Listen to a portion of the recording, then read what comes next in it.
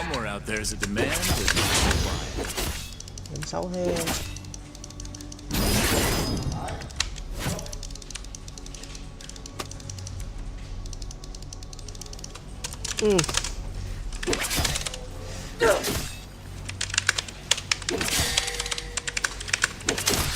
I don't like hurting people. I love the money I get from hurting people.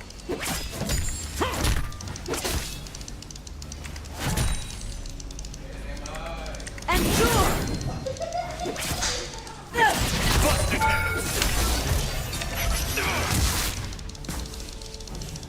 I ain't no half-breed. I'm a full breed. I'm the only one.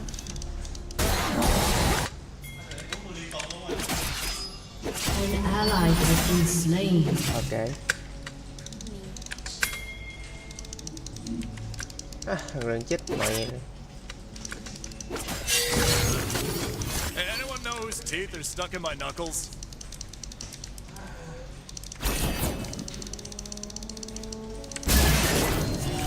Play nice!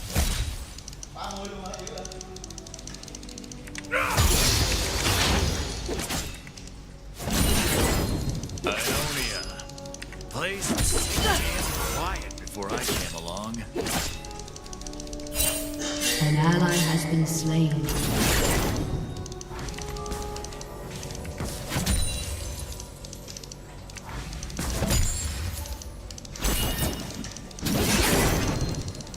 You calling me out?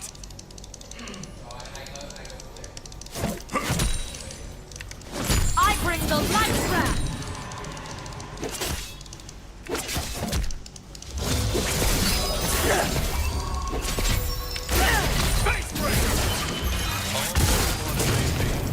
Too bad. Chết không?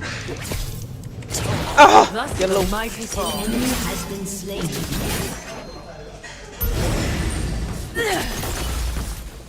Cái này nó lòn lòn thế nhỉ?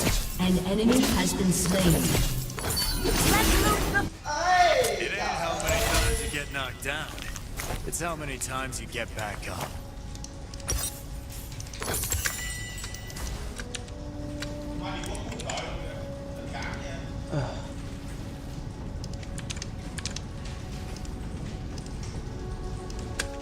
Executed.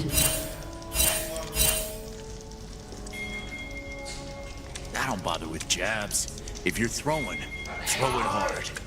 An ally has been slain.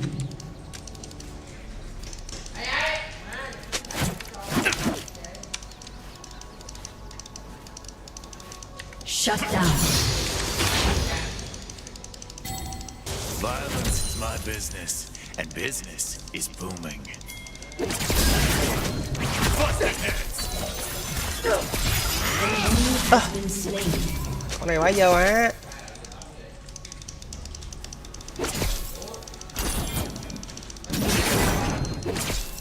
It's all fun and games till someone gets their face kicked in.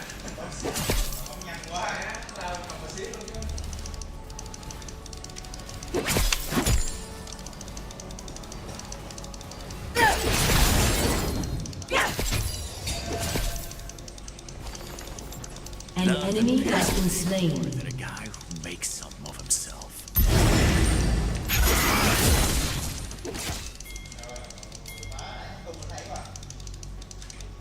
An ally has been slain.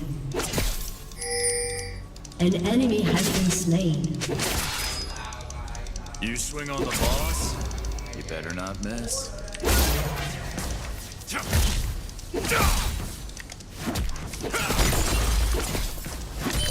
Fear me.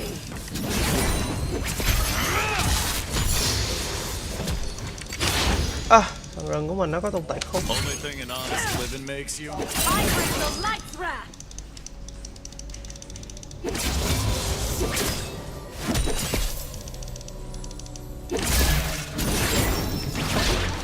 Nghe bị con cây hành đá nó máu luôn mà thằng rừng á.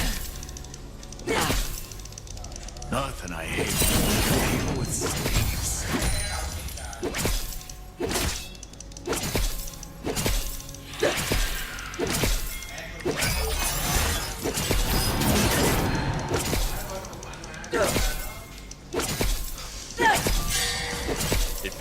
watching this fight. They owe me money.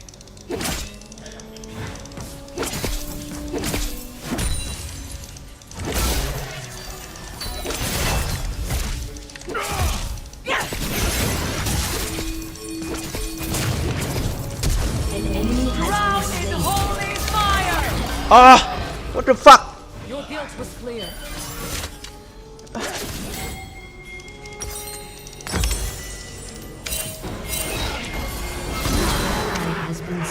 Đừng deep vậy.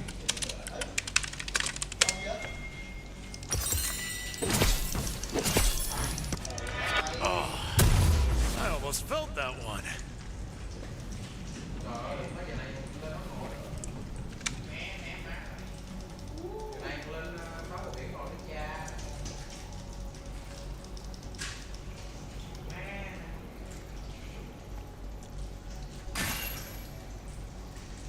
Being the boss is a lot better than not being the boss.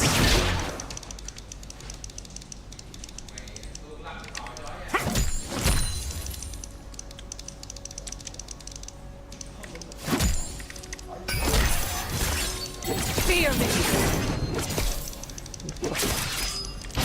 Cracking a bone.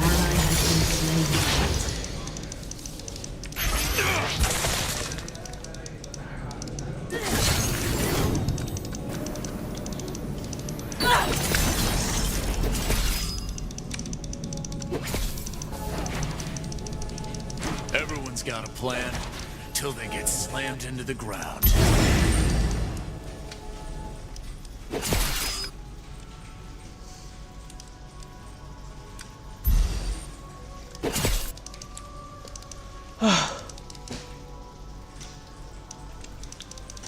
Better keep those hands up.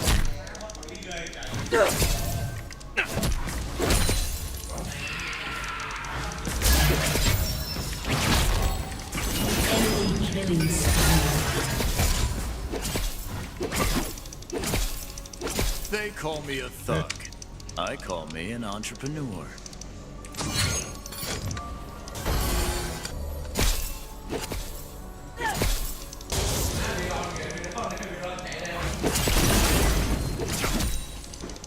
An ally has been slain.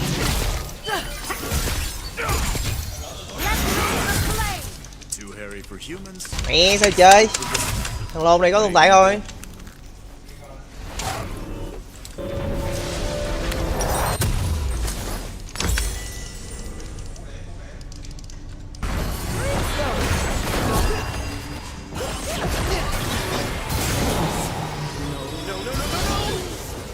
Enemy rampage. If I ever find my old man, well, I hope he's been training.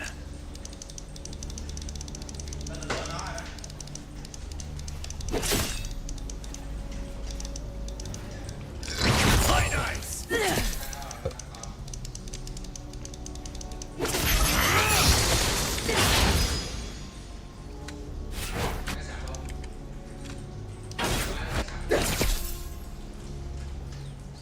Shut down.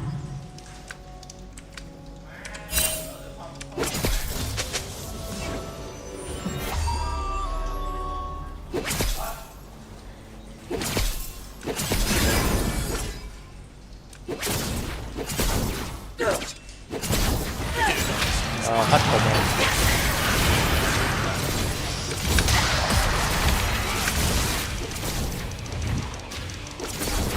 Buried with your transgression.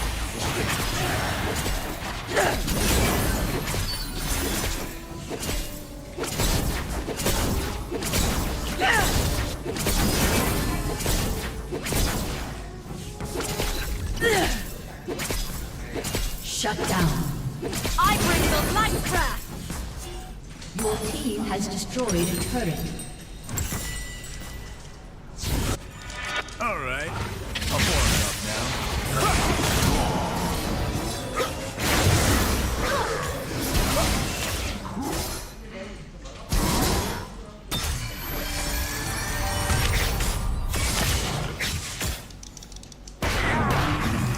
Oh, the line of people trying to take me down just ain't long enough.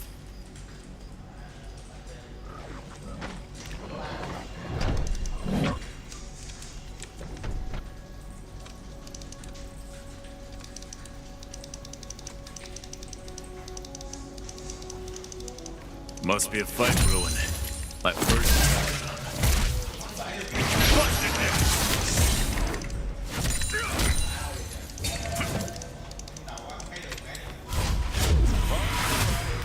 Got to stretch. And don't want to pull nothing.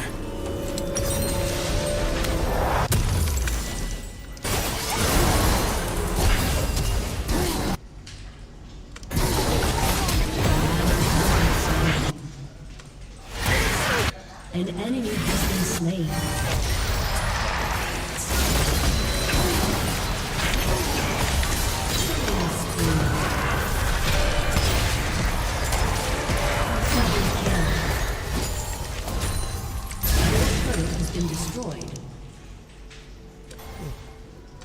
Sắp nang hết mạng.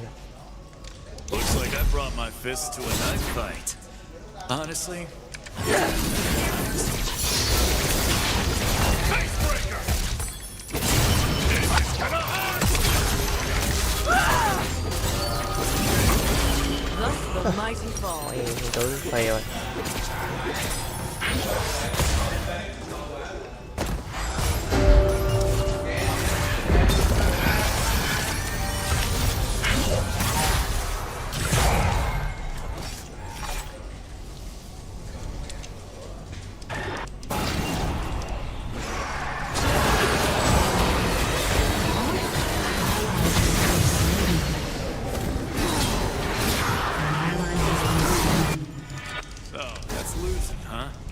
Not my favorite thing.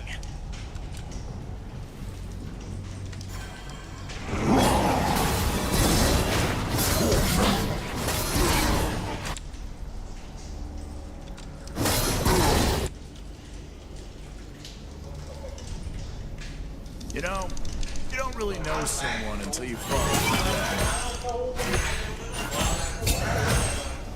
Focus.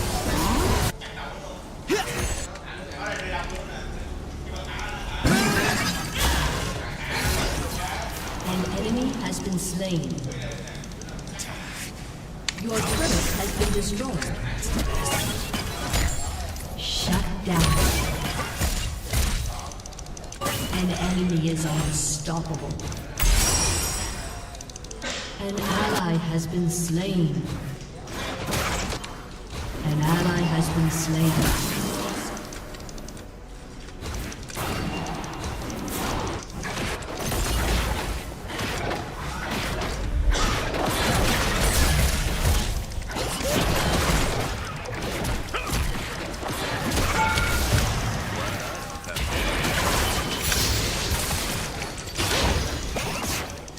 Your team has destroyed a turret. Then come out swinging.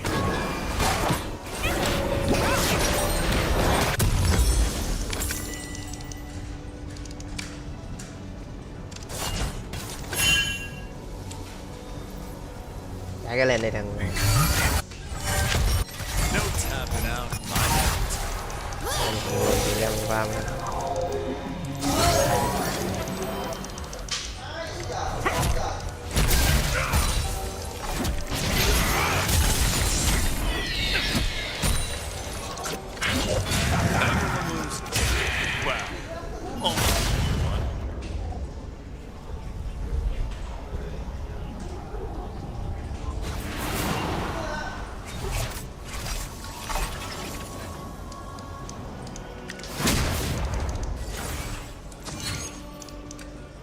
They called me Set the Beast Boy Bastard.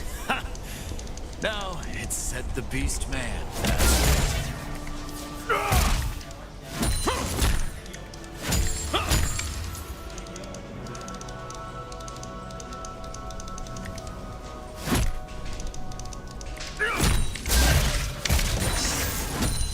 Hey!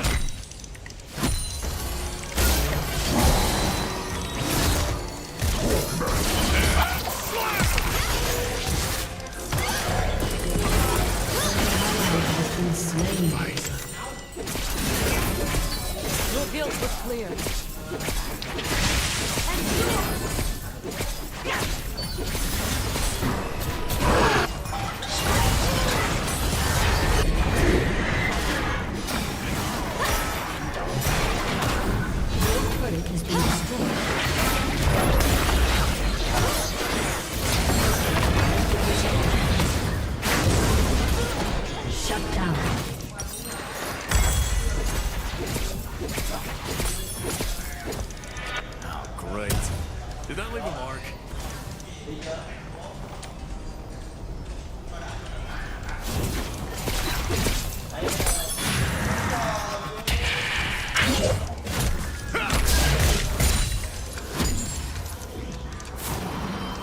They say you learn a lot from the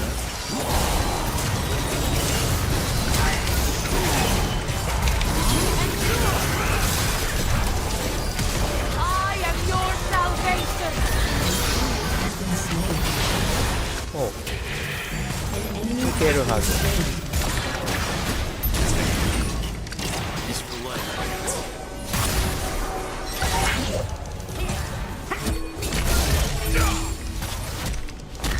High nice. เราแม่ง You know, life's all about the quiet.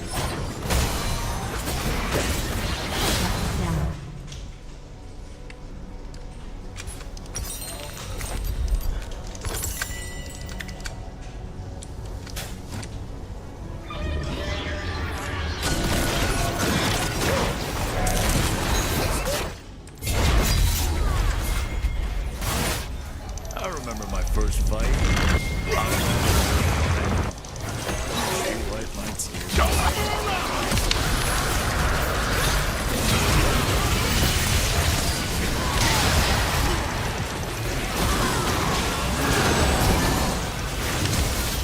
Ally has been slain. เดี๋ยวเรามาเรามี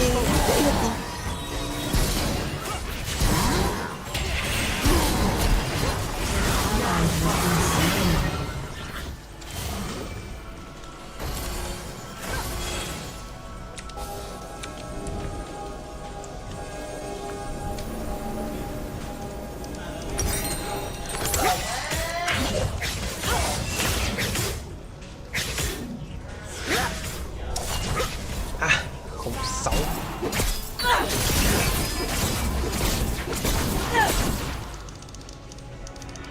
Ain't even thinking about throwing in the towel.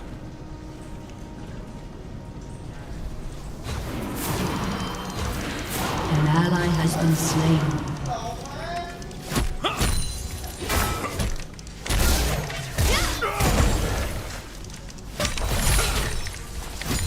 Who's looking to lose a fight today?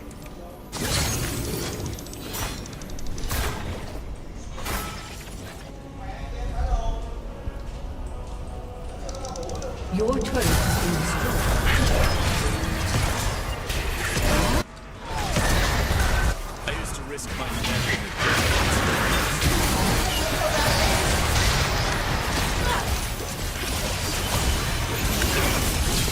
โอ้học dính àเอามา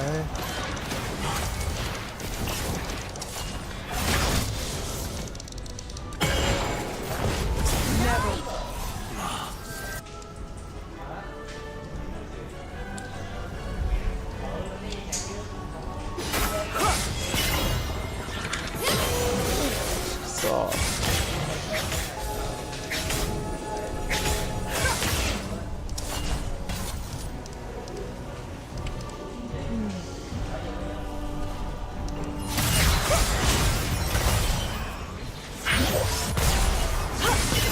An enemy has been slain.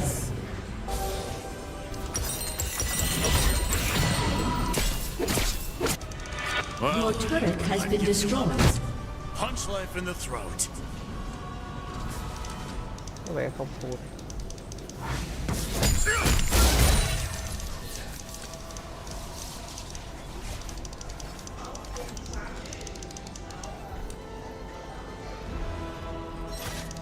Take off my mama.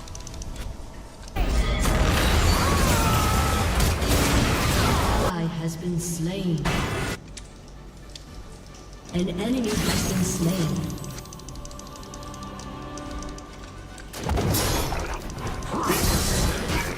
Violence.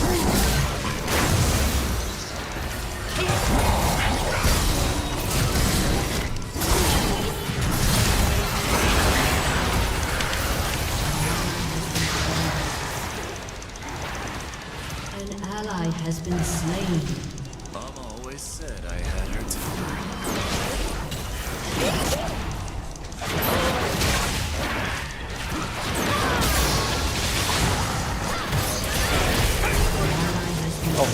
Cái bay một.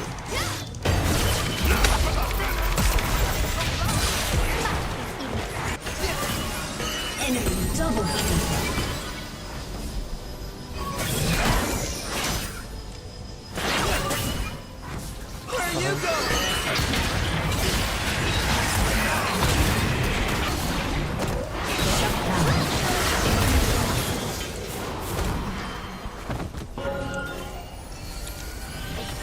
Your turret has been destroyed.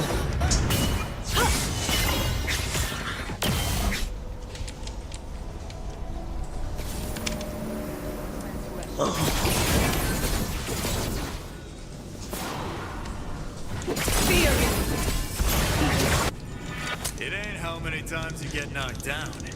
It's how many times you get back up.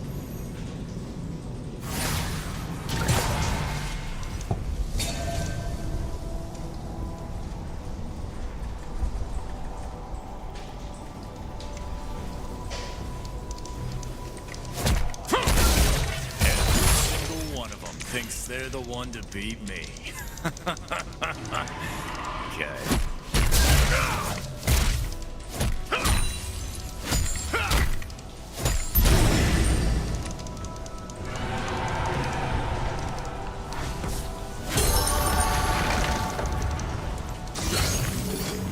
Your team has destroyed a turret.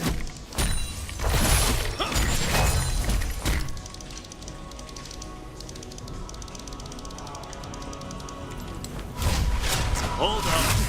Gotta ice the knuckles.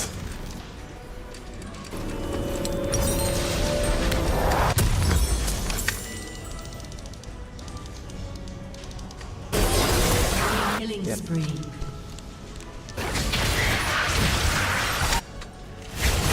Giá mấy cái rồi nè.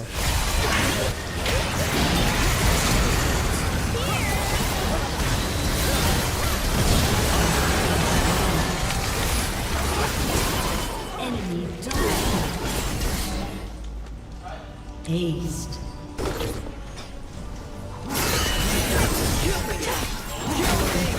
Has been destroyed.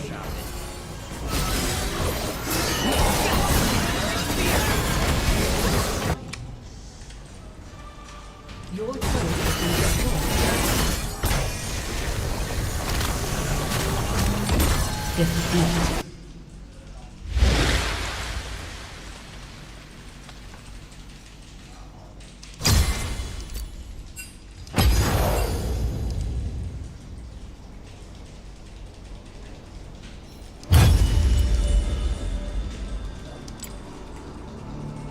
짠해요.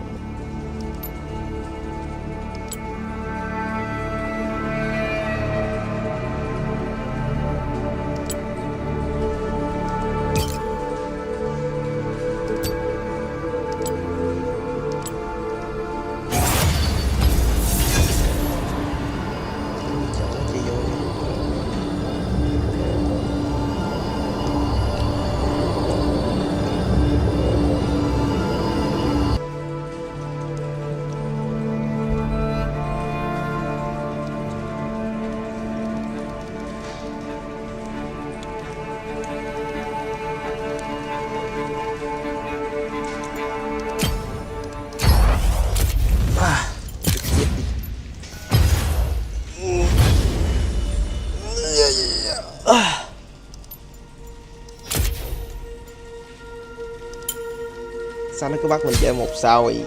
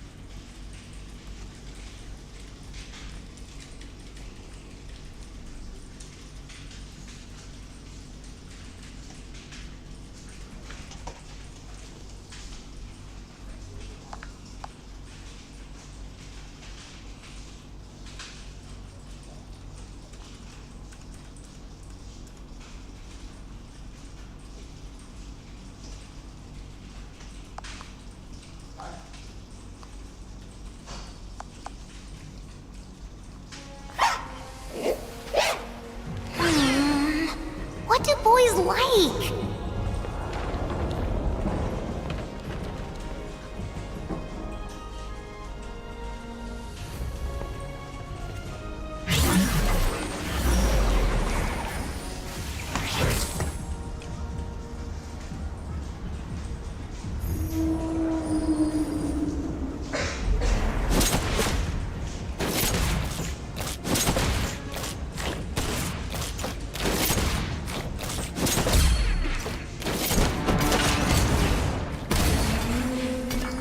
There is no drama in a peaceful death.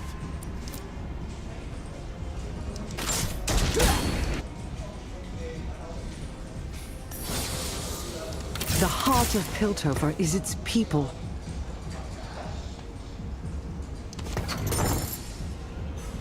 Quái quán gì vậy?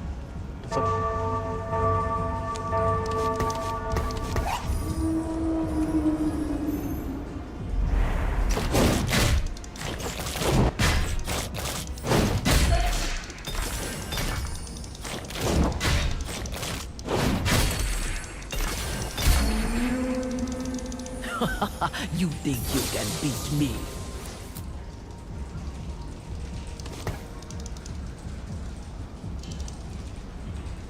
Chú thấy vô kèm bị mấy. Find your orbit, brother.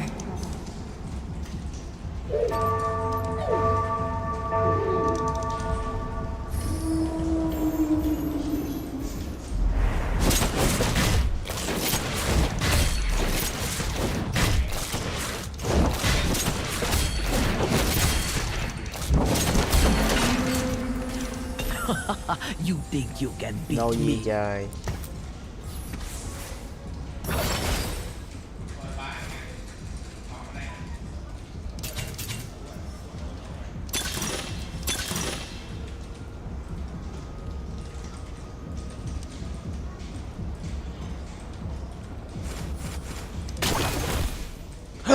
Chị lên.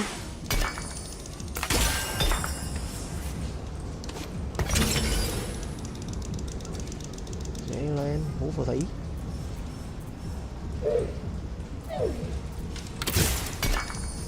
A symphony of justice.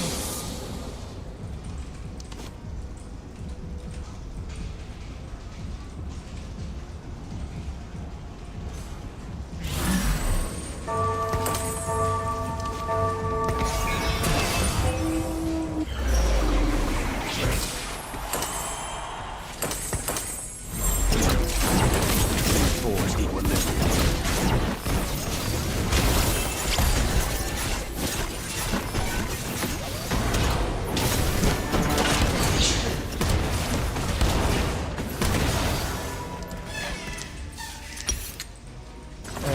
Let's settle the score. All or nothing. You are not in motion. You can take my soul if you'll shut up. The Freljord awakens.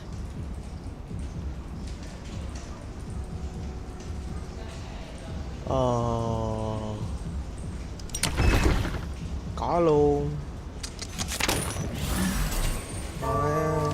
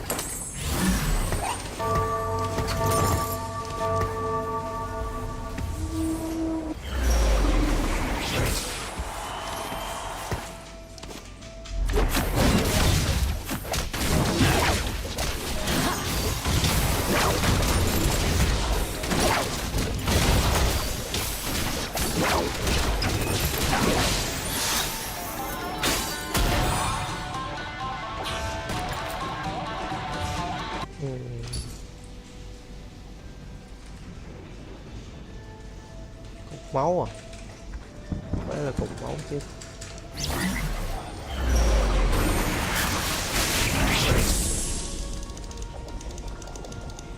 Lặng cục máu.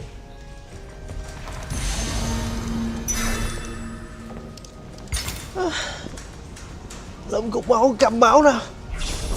Ôi này mạnh vãi.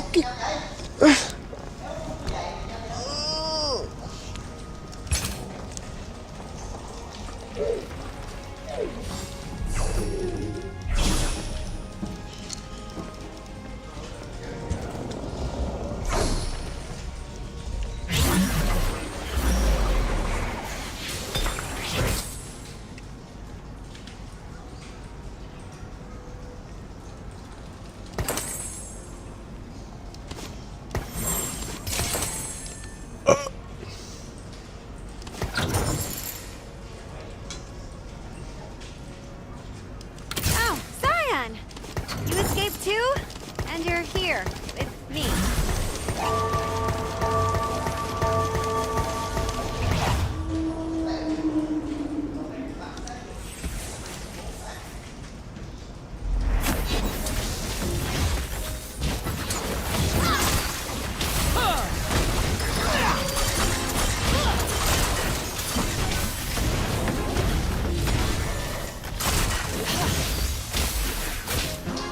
Quên rồi. I'm bitch. Get back.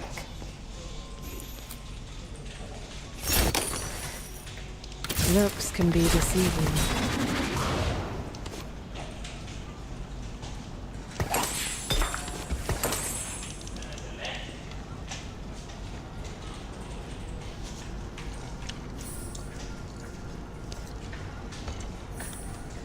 I'll let my hands do the talking. Vài quân. Đúng.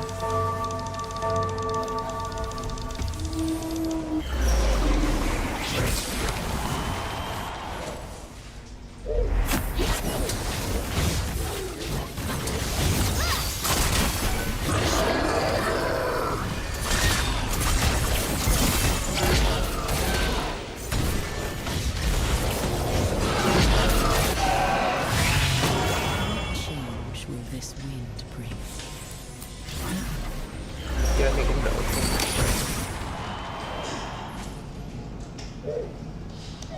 Có mẫu mà không chơi vegan.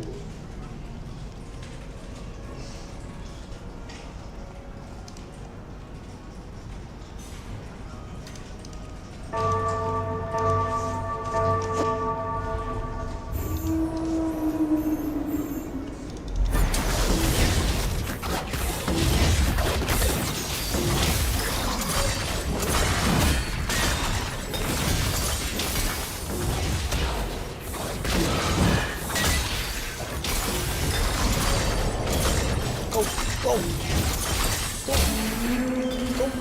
I win!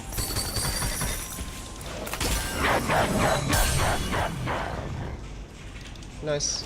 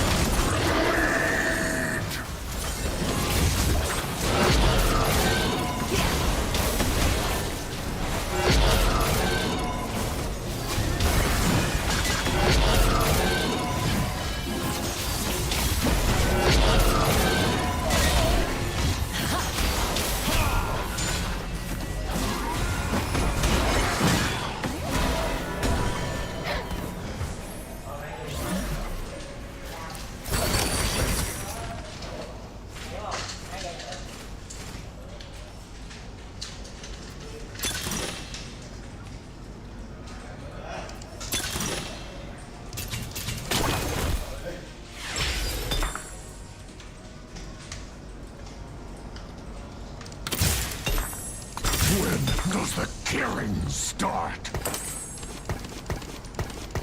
Ủa lên sốt rau nữa. Đây nhà ba. Ở nhà ba hai cục nữa đi.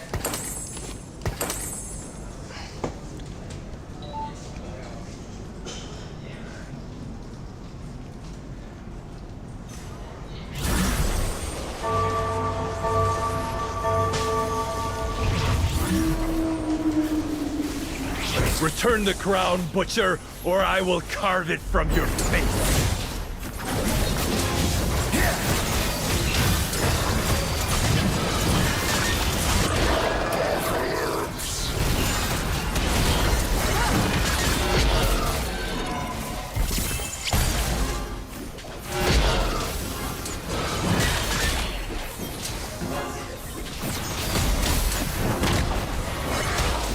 À, mất treo luôn.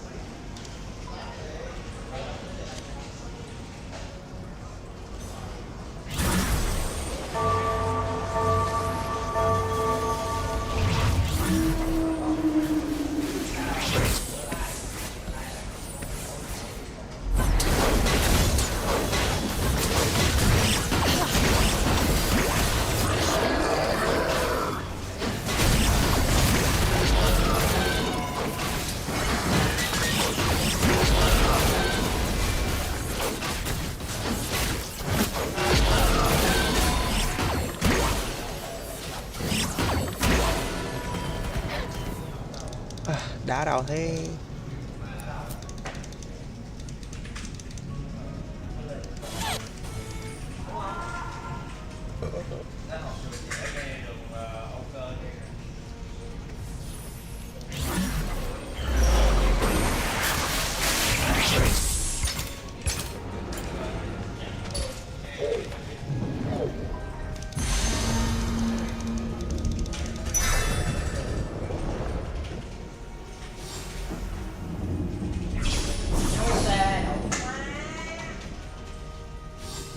Đang đi còn mắc nữa, đừng quên.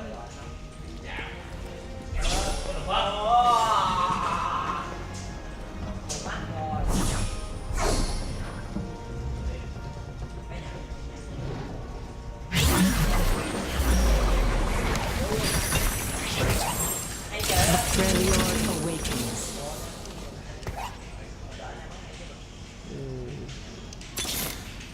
I am Iceborn.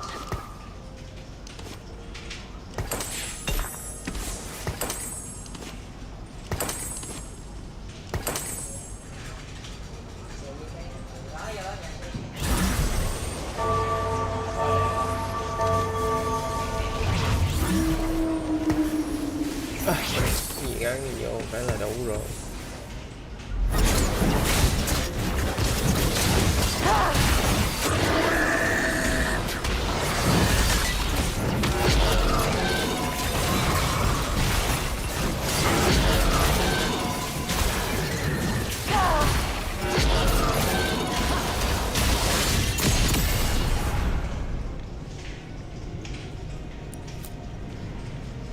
Đâu thế mèo.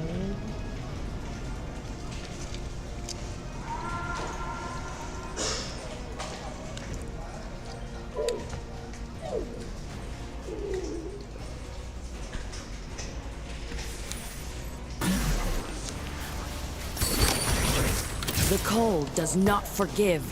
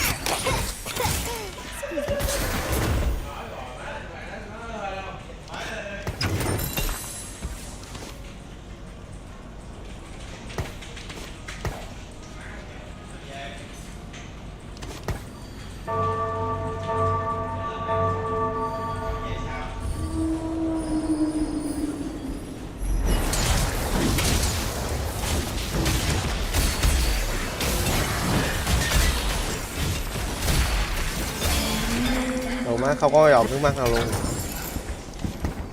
Chúa đáng xin liệt kỵ.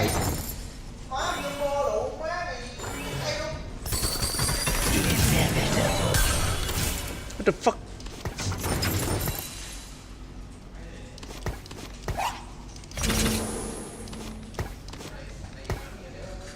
Không rớt một giọt nước mắt nào luôn. Má ơi. Sợ vãi.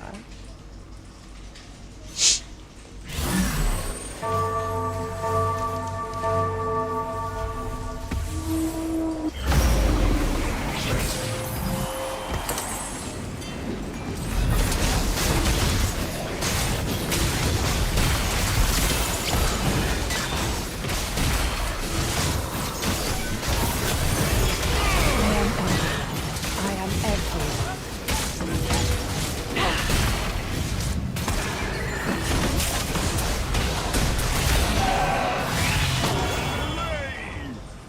Time for a good Do you want me to bury that?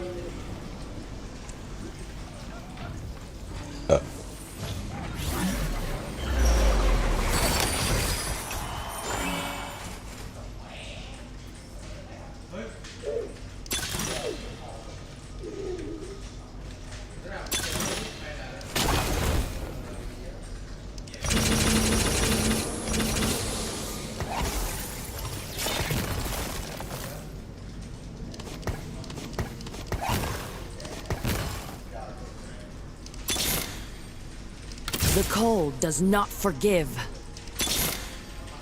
Looks can be deceiving.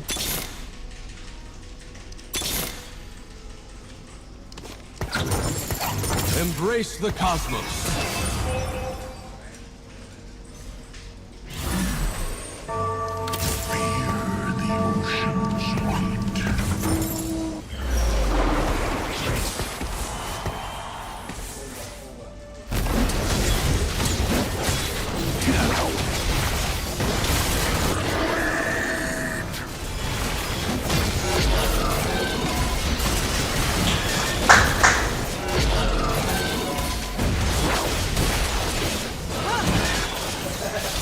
Đúng là nớp này có thiệt.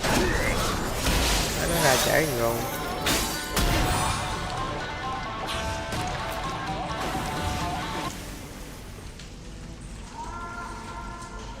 Ô con gà chi tay mép của mình trời.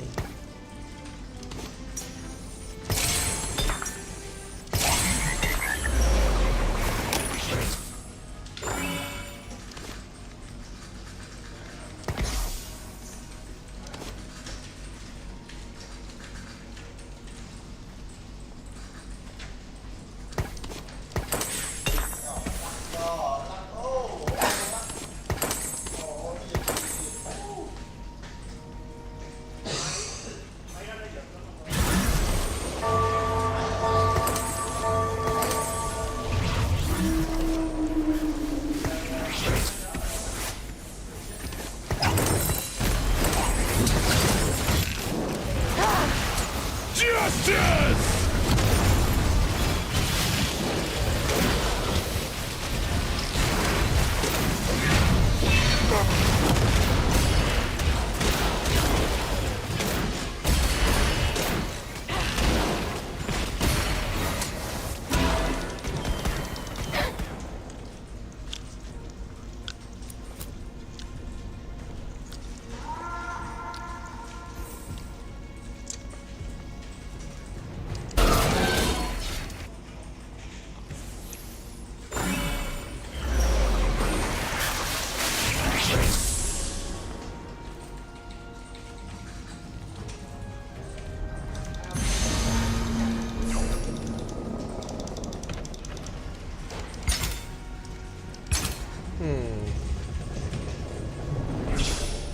Em biết lụm gì luôn.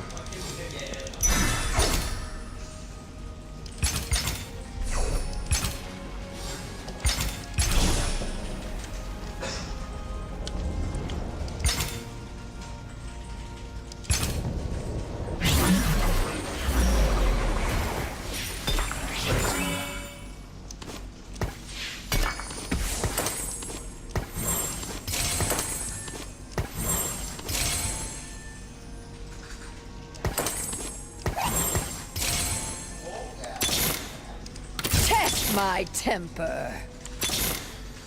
Follow me, friends. Do not tempt the blizzard.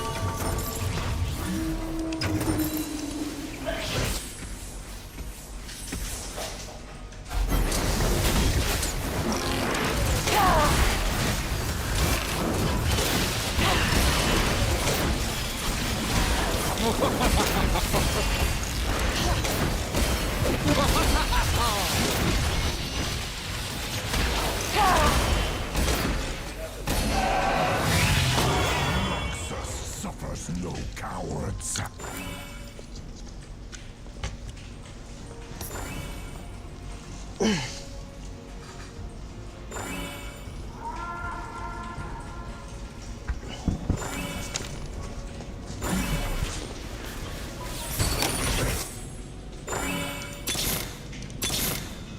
I rule the Freljord. Claws out. Bigger and better. 3.400 mèo.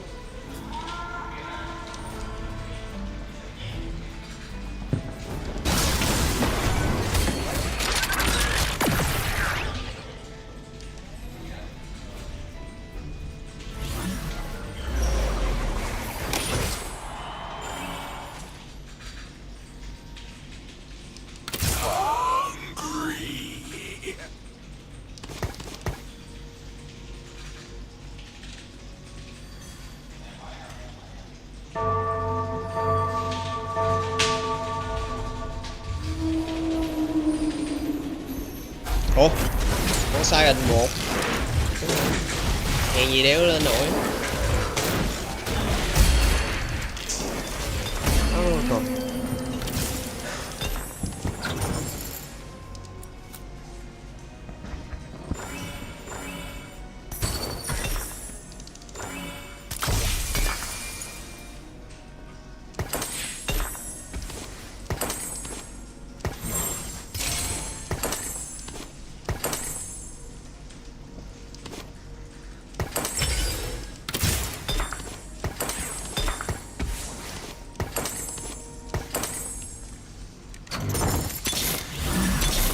Keep your spirits high.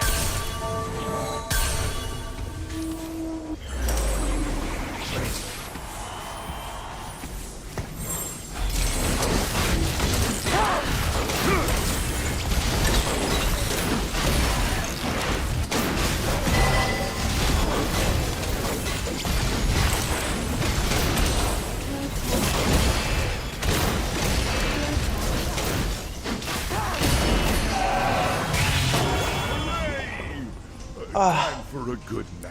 Do you want me to bury that?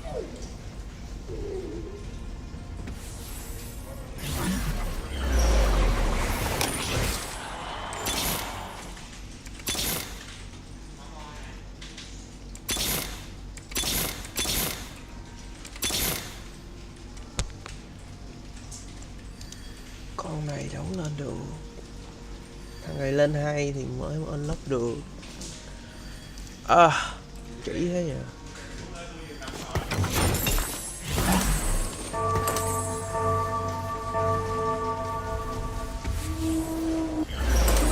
Phải lên con trai hình 2.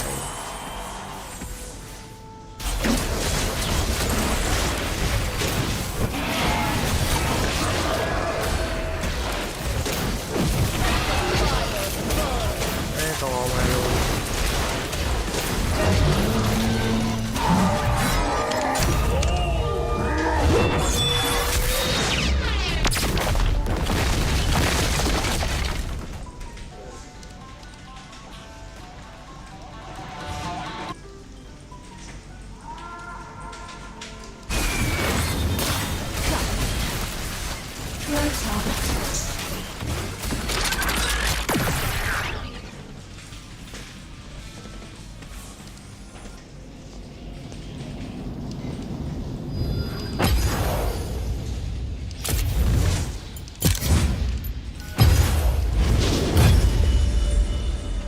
gawking.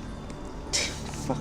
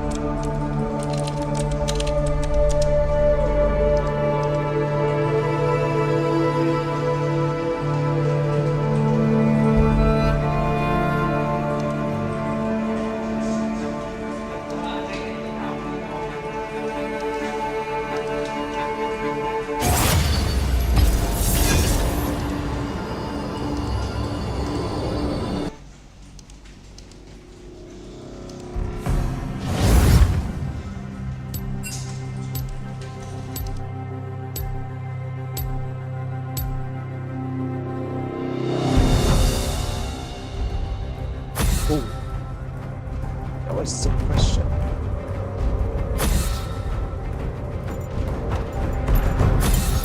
End of the line.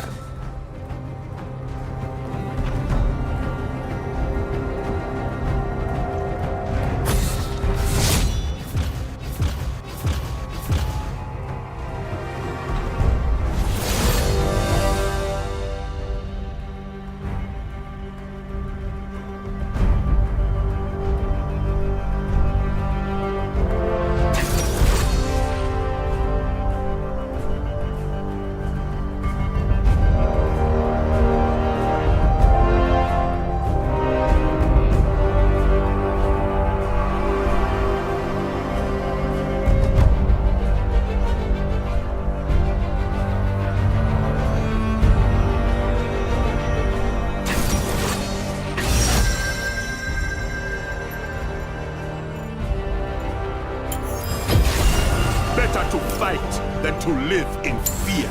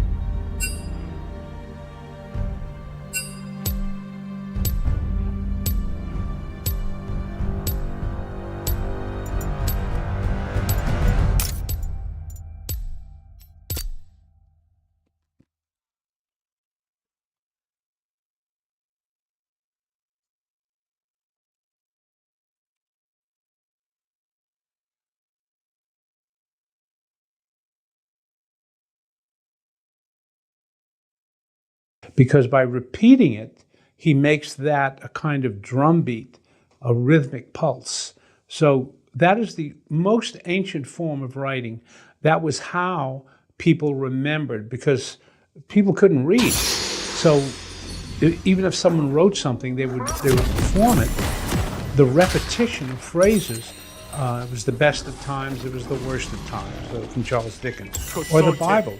There's a time to be born and a time to die, a time to plant and a time to sow, a time to buy and a time, the repetition creates a way to remember, because people couldn't read, so You have to know to Minions remember. So have that spawned. device, Anyone that trying to wield their repetition, weapon, is a technique that warriors can be used make their in own. more ways than you realize. So when I teach it, first people have to know how to do it.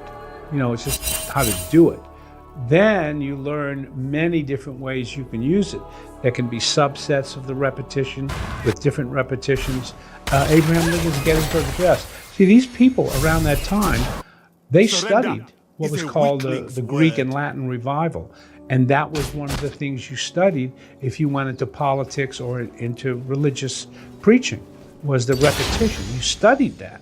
So Lincoln's Gettysburg Address comes directly from that, where you repeat something. He talks about in the Gettysburg Address, we've come here to dedicate a portion of this field as a final resting place for those who here gave their lives that we may live, blah, blah, blah. And then he goes, but in a larger sense, we cannot dedicate, we cannot consecrate, we cannot hallow this ground. So we cannot. Dạ đâu vậy? 237 words, I think, is the Gettysburg Address. If you go through it, you will find 5 or 6 places where Lincoln repeats something like a mantra, No monster 3, greater 4, than sometimes 5 times in a row. And he does it at the very end. At the very end. That this nation shall have a new birth of freedom. And something, what is it? Do you remember how he ends his speech? Of the people, by the people, for the people. So that's a repetition. That is a technique that he learned in his studies. So that's the third voice. Then the fourth one is actually not a voice. It's where you use language in a non-communicative way, where you're writing almost stream of consciousness or absurd images, or maybe you've got someone who's got Alzheimer's or someone who's drunk, but it's language that is not used in a normal linear way. And poets and writers have been doing that for at least over 100 years, started in France with Arthur Rimbaud and Baudelaire, and then the Russian futurists were doing it. They created this thing called Zom poetry that didn't make sense and so forth. So any writing that is kind of like modern art, where you have cubism or abstract painting or abstract expressionism, where you're just seeing a lot of crap on the canvas. Well, what would be the analogy of that with words? Well, it would be words and sentences that don't make any sense. In other words, I did a whole book of what I called it absence of field, because there's no logical field to it. It's all disconnected on the page. So I kind of took that idea, and I have a book called Lucky Finds, in which I put it all on cards. So when you got my book, it's called Lucky Finds. So, but actually, it's not a book. It's a bunch of cards. And when I teach in the classroom with kids, I lay all this out on the floor, and the kids absolutely love it. I just spread all the cards out on the floor, and they're just, things are this way and that way, and I hand drew those letters that you see there. What is that? There's another one. Can you see that on the camera? A little bit. I'm just curious, what are some, like, if you chose one, they're different letters? So. Yeah, they're hand drawn. I draw them. And sometimes the writing is upside down and sideways. I'll do a different font. But each piece is kind of it hangs together in a way, but it's up to the reader to figure it out. But when I show this to kids in school, we spread all the cards out on the floor, and then they make their own, and they just love it. They absolutely love it. See, on this one, you got to read it this way, and you got to turn it upside down and read it that way. Here's one where I just have a lot of negative space, and it just says carbon cycle, What the fuck? illustrious, and then there's those 2 letters. So, I play with forms. So it's not just like you're reading a story or a poem, it's all broken up. Yeah. Anyway, there's 52 of them, and it's called Lucky Finds because it's like you come across something on the pavement and you pick it up and go, oh, quarter. Huh, a lucky find. For a new writer, should they try these different tonalities or personalities, or just stay in the beginning with their authentic voice, and then once they have mastered that, then venture out to these other sort of areas? Well, you know, as I said, I'm kind of an old athlete, and I learned boxing and swimming and football and basketball and how to play golf. I always noticed that when you're being taught from the ground up. You're being taught basic movements, and then you build on that. For instance, when I was boxing, I spent a long time not being allowed to throw punches. Everything had to be footwork. And I thought, come on, when do I get to punch somebody? But when you learn footwork, you discover that a punch will have as much strength, not as your power here, but in your legs. And if you are balanced when you throw a punch, and if you are transferring the energy from the legs to the body, you get more power. So everything depends on the legs and their stance. Same with tennis. When you're playing tennis, if your feet are too close together or too far apart, you don't have as much balance or power. So one of the things you learn playing tennis is you learn to run to where the ball is and then plant your feet correctly before you swing. Because if your feet are planted correctly, then the swing, you know, if you learn how to do the swing, that would be the next thing. But foundation is very important. So in my first class in method writing, it's all about the voice, how to manipulate the natural voice. And yeah, you practice. We have exercises that you do from week to week, and we work on them. Then when you go to my advanced class, now we work on the four voices. And again, you're practicing.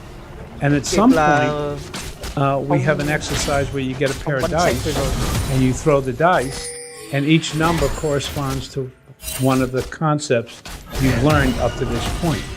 So if a number 2 comes up, and let's say it's the fancy schmancy voice, you've got to write 4 lines of fancy schmancy. Then you roll the dice again, and, oh, 6 comes up. What is that? Oh, that's straight talk. Well, hey, I don't believe it happened. But it's all the same piece. It's all a coherent idea or story, but you're switching every 4 lines. And so everybody thinks, oh, it's not going to make any sense. But it ends up making perfect sense because you're changing tonalities. And it's the change of tonalities that makes for drama more than just the drama in the story. I don't know if you fully get that. The story isn't where the drama is. The drama is in the tonalities that you switch. And great composers, when they write, they don't just write the same note 100 times. They're changing. When Beethoven took my class early on, he had written a symphony and he brought it in, and the opening of the symphony went this way. Da da da da, da da da da, da da da da, da da da da, da da da da, da da da da, da da da. I said, Ludwig, it's a little boring.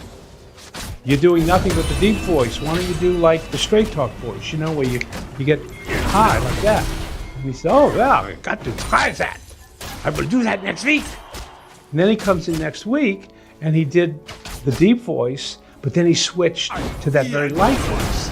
So now when you listen to the Fifth Symphony, it goes da da da da, da da da da, ba da da dum, ba da da dum, ba da da dum. Ba-da-da-dum, ba-da-da-dum, ba-da-da-dum, ba-da-da-dum, ba-da-da-dum, ba-da-da-dum, bum-ba, da-da-da-da. Very good, Ludwig. You're getting the idea of tonal dynamics. You want to switch those tones. So when they do that dice thing, it's surprises a lot of them. Going, wow, that really worked. The piece made sense. Those changes in tone didn't give the reader whiplash. It just felt like good writing. And good writing is tonal dynamics. And one of the reasons why a lot of people's stories are boring is because the voice is the same all the way through. Can we practice that right now? Can we? Yeah, together. Can you give me an assignment and then correct me? Can I? Are you going to write it or are you going to Well, say it? I'll just probably say it. Just maybe, I don't know, if I was in the class Okay. and you were It's hard testing me. to say it. I mean, it's about writing, but Okay. I've given you the 4 voices, right? Plus writing like you talk, right? So you got writing like you talk. You've got that high voice that's a lot of chit-chat stuff. Boy, you won't believe what happened, and then, man, knocked me for a feather, but I was there, blah, blah, blah. Then there's the fancy voice, poetic. Lots of images, metaphors, similes, all that kind of stuff. And then there's that read and sung where you take something and you repeat it. Anything, doesn't matter. Whatever you say, you can repeat it 3 times. Whatever you say, you can say it twice. Whatever you say, you can say it louder. Whatever you say, you can say it softer. Whatever you can say it with more feeling. Whatever you say, you can say it dead. In other words, any phrase is repeatable. You just have to repeat it and then add the rest of the sentence. The rest of the sentence is what would be different. See, in a larger sense, we cannot, what? Dedicate. We cannot, what? Consecrate. We cannot, what? Hallow this ground. So that's the repetition. And then the last voice is total nonsense. Now, do you want to do it? Is that what you want to do? Do you want to give me a topic? I couldn't. I can't. Oh, no, we don't do topics. You don't do topics. Okay. I'm sorry. I don't do windows. You don't do no We don't windows. do topics. I got to call your manager here then. So you're just going to, in other words, I'm going to call out the voice. In other words, what I want you to do is just to talk. To talk. And if you talk, eventually you'll probably get into something you remember or something will come up. Don't worry about it. So if you fail, who cares? What do you Okay, worry right, about? yeah, okay. However, I will say, if I say straight talk, or if I say lost world, that's fancy schmancy. If I say read and sung, that's the repetition voice. If I say absence of field, meaning no rhyme or reason, just nonsense. And if I say like you talk, just talk like you talk. Okay? So you just start blabbing about anything. Are you ready? I think so. Okay. Ready? Go.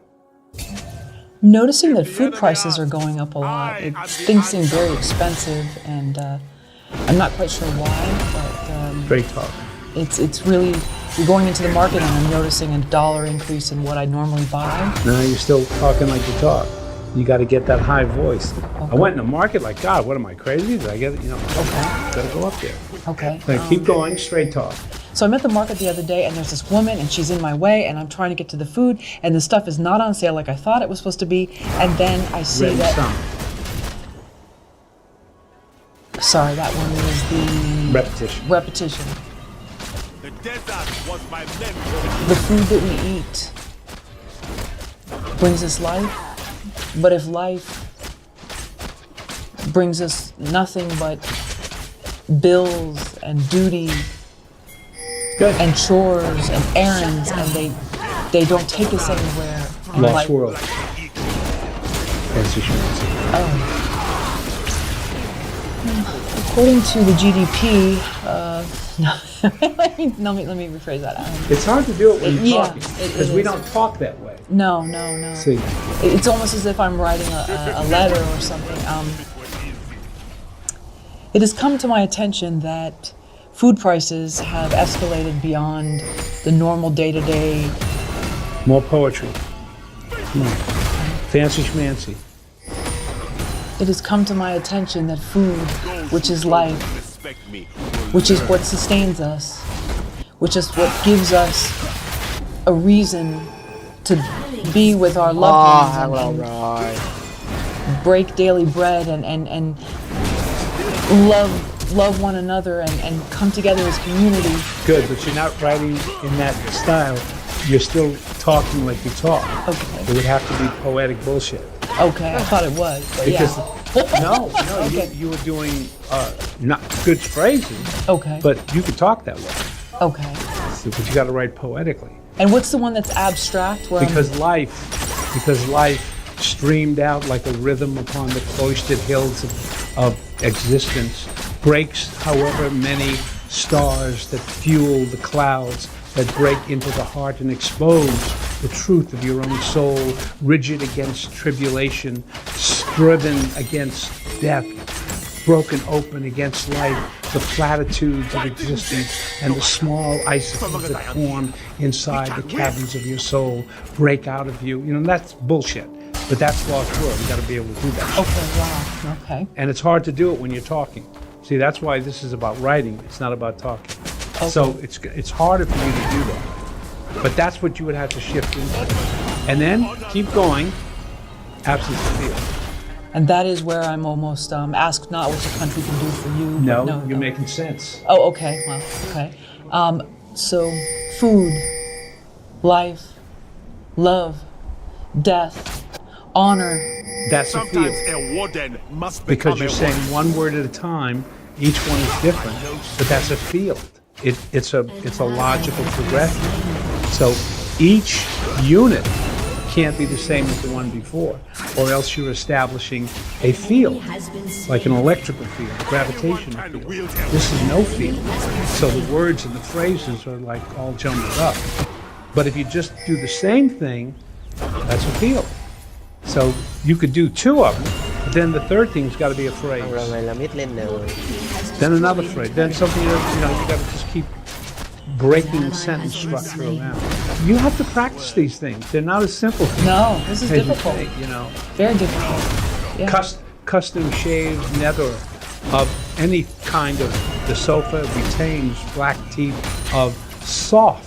There, in the eyeballs of no one came it father, hair, broken nostril, the shiny light of the sea that protrudes over the Quay waves. học được hay? Here, nowhere, stream, captain, broken arrow. It's always in the Dutch poet. Nothing was done. He was a champion. See, I'm just blah, blah, blah, blah, blah, blah. That's absence of field. Wow. Nothing can ever connect or converge. You can't ever feel. Writing a sentence is a field. Subject, verb, object, preposition. It's Okay. sentences of fields. This would be an absence of field. Math, gold, belly of the beast, golden wheat, air.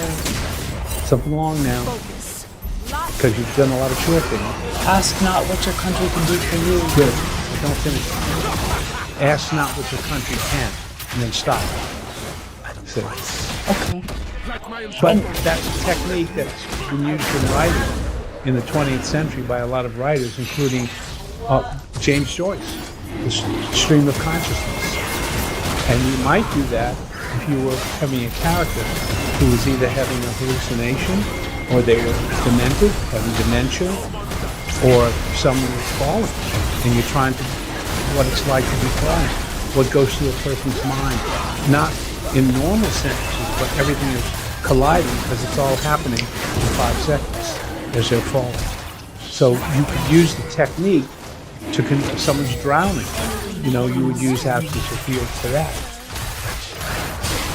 And so in these 4 other tonalities, not the regular voice, quote unquote, that sharpens the tool, that strengthens the muscle. How does that help? Do you pay attention to how the writer is working, or do you just enjoy the story? Depends. Depends on whether I'm playing something or reading something and there are other distractions going on. Okay, what about music?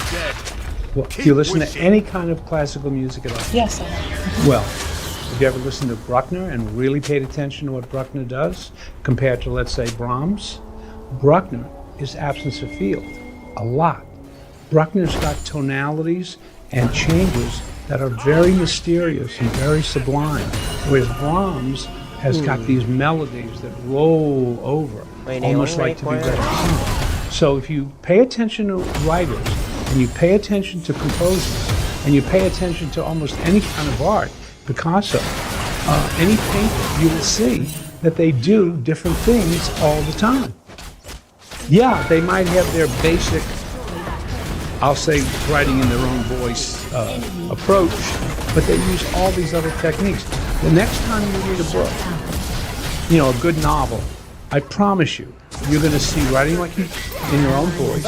You're going to see Lost World, which is poetic, you know, fancy description or something. You're going to see read and sung once in a while. Look, Charles Dickens opens up Tale of Two Cities with "It was the best of times, it was the worst of times. It was the season of this, it was the winter of discontent." You're going to see repetition.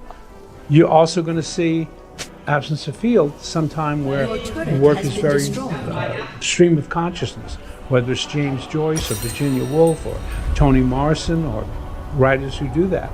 You're going to see it, but you can't be reading for pleasure. You have to be reading like you're paying attention. I know how to drive a car. I would have no idea how to fix the engine. But a mechanic, he understands how the engine works. And when people look at writing, most people, they don't look under the hood to see what's going on. They just learn how to drive and turn the wheel and start and stop and go fast and go slow. But a writer, if you study writing, that question you asked me, Karen, you will go, oh, look, he just went from writing like you talk to fancy schmancy. Oh, look, he just went from fancy schmancy to straight talk. Holden Caulfield, Catcher in the Rye, does it all the time. So you will see those four tones and the tone of writing in your own voice. You will see that being done just the way Beethoven went. You will see these changes of tone, of tonality, of dynamic. That's why I call it tonal dynamics, because it's dynamic, it changes. So you're going to see it in literature all over the place. So is the first part of becoming a better writer to pay attention, not just to your own writing, to other works of art, not even literature, but music? There's no great writer that hasn't paid attention to almost every writer that came before them, going all the way back to Gilgamesh, the Iliad, the Odyssey, Augustine's Confessions, Catullus' poems in the 1st century BC, Dante. They know it all. And they don't just read for pleasure. They read like a writer. They read like an artist. They pay attention. They study. Oh, look what he's doing. Look what he's doing. And then they copy it a little bit, and then they extend it even further. You know, artists are always influenced by the artists who came before them, and then they go one down. So, yeah, whatever you do, whether you're a sculptor or a painter or a writer or a composer, you got to study the people who came before you and see what they're doing, because it's a conversation. Artists are talking to each other across the millennia. They're talking, and you want to see what the conversation is.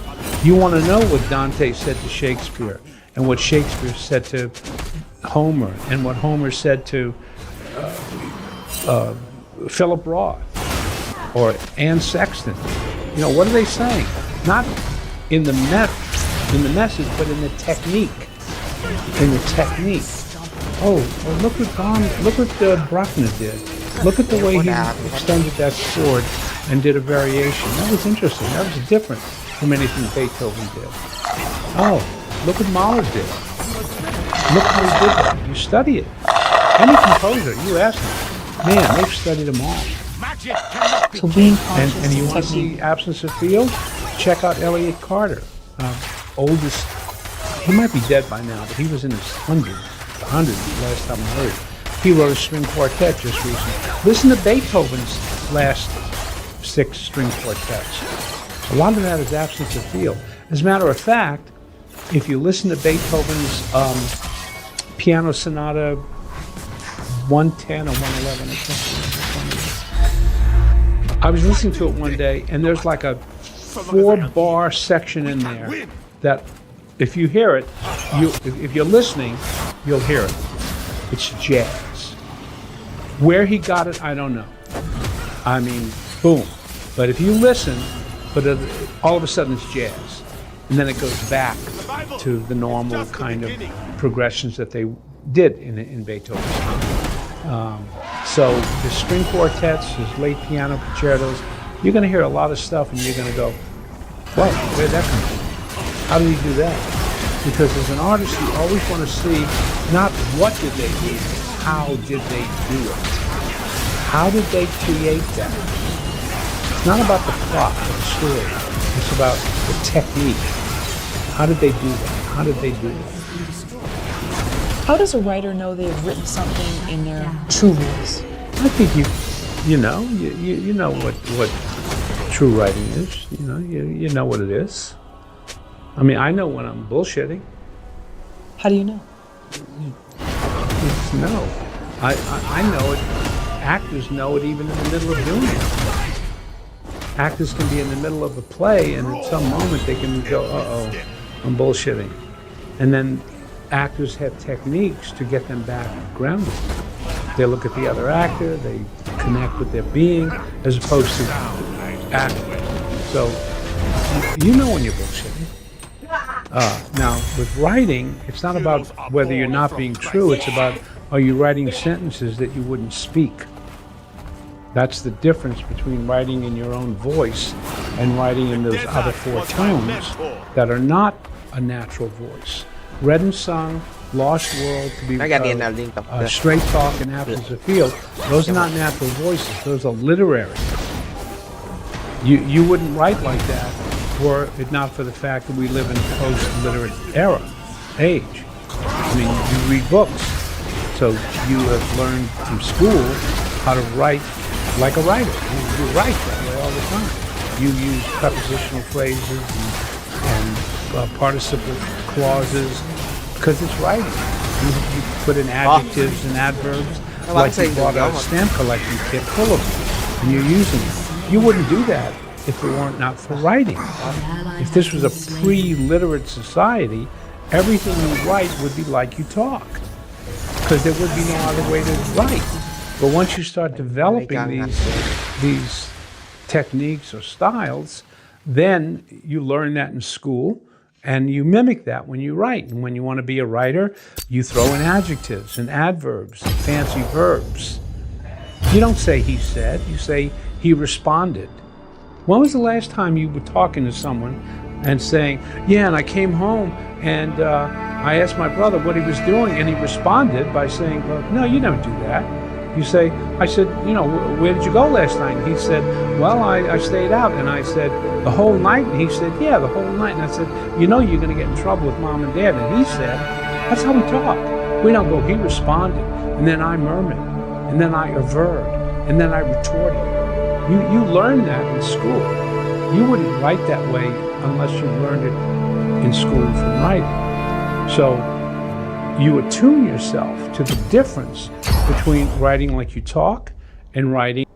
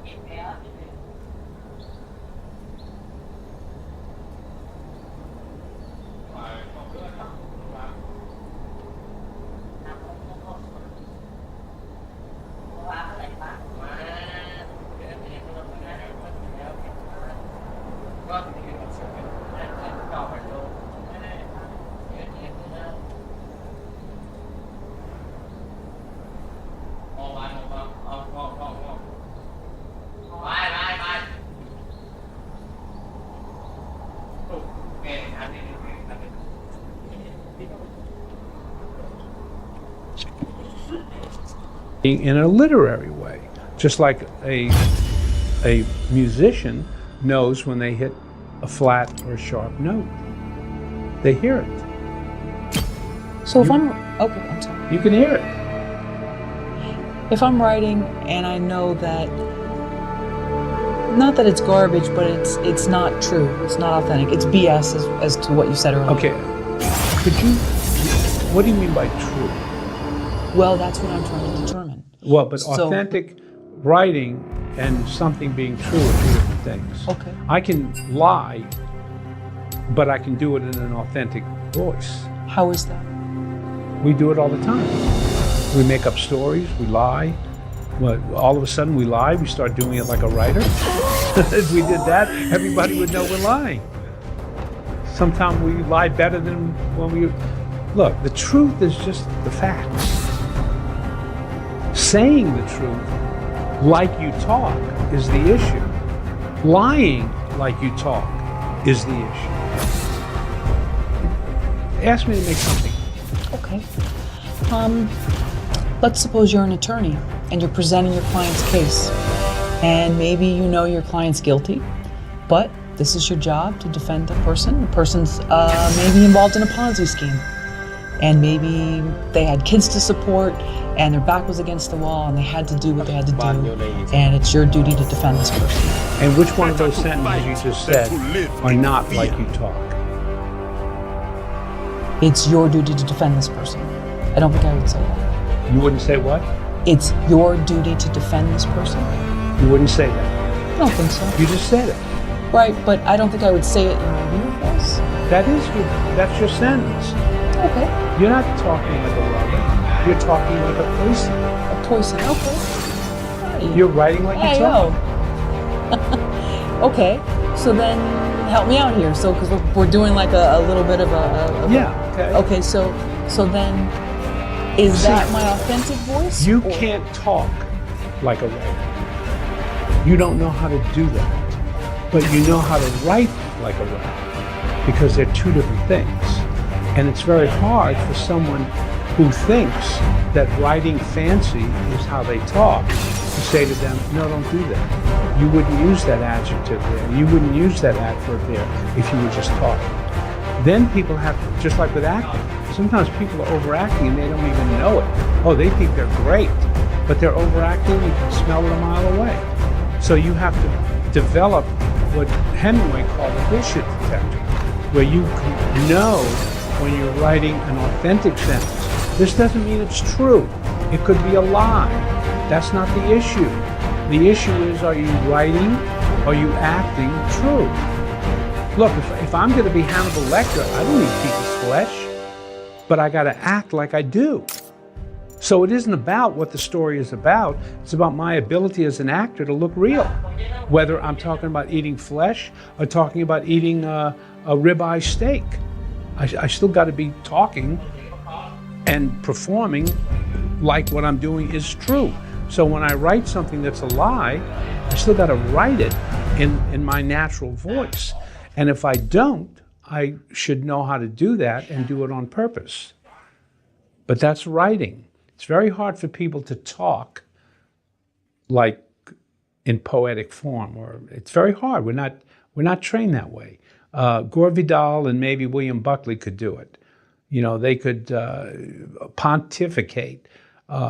The American economy, such as it was labeled during the time of Lincoln, when unbeknownst to both of them, the forces of capitalism had somehow merged with socialism, had therefore, even though people were not aware of it, catapultized itself in such a way that the proclivities of those who traded in the market absconded with whatever kinds of dough, we might say, that they could lay their hands on, if you know what I mean.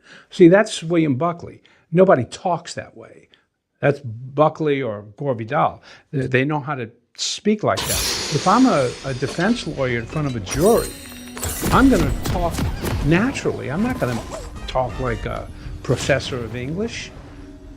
But if I had to talk that unnaturally, I probably would write it and memorize it. Hear my because it name wouldn't come and naturally know to my me. strength. Unless, as a defense attorney, I did it a lot. To Summoner's Rift. Ladies and gentlemen of the jury, on a windswept night when my client, unbeknownst to the proclivities of his own heart, Minions trampled have spawned. across the snow-covered lawn of the murdered victim, he didn't know, realize, or even perceive that life, thread, moved, stretched to the very end of its core, had somehow, in the being and nothingness of time, caused him to freeze and be unable to pick up the axe, frozen, It wouldn't be standing, worth it if it held were up easy. against the light of the I see sun, no black and confidence. smash it against the victim's head. No, ladies and gentlemen of the jury, he did not have the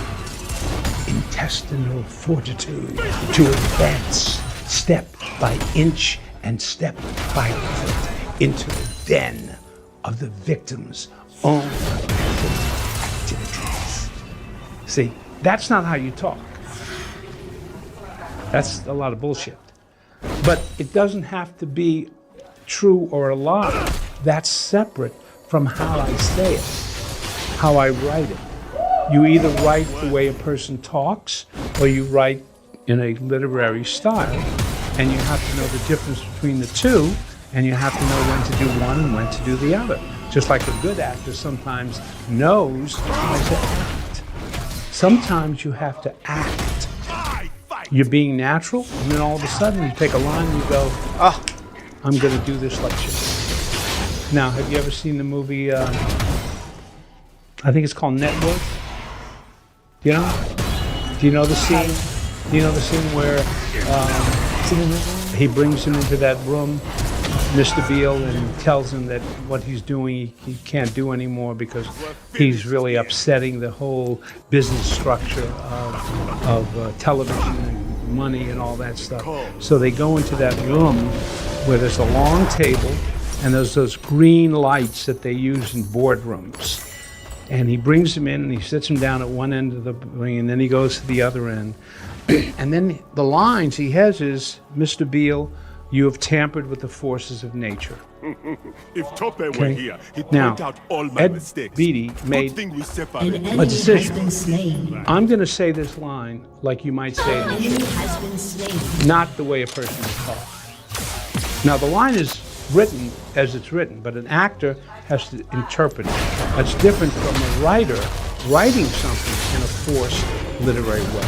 So here's an actor who's being natural, and then suddenly he becomes very Shakespearean. Now, I will do this in court. He says, "Mr. Beale, have a seat. Would you like a glass of water?" Okay, just a couple things I want to go over with you. Yeah, sure. Mr. Beale, I am not dead. you have tampered with the forces of nature. You see, Mr. Beale, the economy is a small thing, and when you tell people that, so he switched from talking in a natural voice to a kind of a Shakespearean big kind of thing. Well, writers can do that too. They can be writing in a natural sentence structure, and then they can shift into something poetic. And it might only be for one sentence, because they want to kind of give something extra to the moment. And they know how to do Ally that. has been slain. So the acting analogy I gave you, Those it's an who acting don't analogy. respect me The writing learn analogy would today. be speaking in a normal way, and then all of a sudden you're getting very poetic, and then writing it that way. And you have to know the difference. You know, and as Hemingway said, you have a built-in detector that can tell when you're doing it inadvertently. If you do it, you want to do it on purpose. And you want to know how to write in that fancy style, and you want to know how to write in a very simple way. When Falstaff in Henry IV Part 2 sees Prince Hal, who's now the king, and when King Henry IV was just the prince, and he hung out with Falstaff, who's a rogue and a thief and a big buffoonish comic character, once he becomes king, Falstaff is so excited. He tells all his minions, now that he's king, he's going to call me Survival into the is just the castle, beginning. and I'm going to have a job, and I'm going to make a lot of money. And Falstaff is thinking how he's going to be able to steal money and all that sort of stuff. And then the scene comes where the coronation comes, and Hal is walking down, you know, with the coronation, and Falstaff is in the crowd, and he rushes out, and he says, "Hal, my boy, my prince." And he's expecting Hal to look at him and say, "Falstaff, oh, come," you know, the whole thing. But Hal is now king, and Hal, as king, Henry IV, must renounce everything that Falstaff stood for to be a good king. That's what Shakespeare was writing about. What does it take to be a good king? You've got to be a man of the people, but you also have to know how to be a king. So Falstaff says, and Falstaff is the richest, probably the most loved character in all of Shakespeare, because he's funny and he's very human, and we see how he's full of shit. So we love him. You know, great actors play Falstaff. He goes, "Prince, my boy," and he opens his arms, and Hal looks at him and he says, "I know thee not, old man. Fall to thy knees. Presume not that I am the thing that I was." Whew. That is pretty powerful.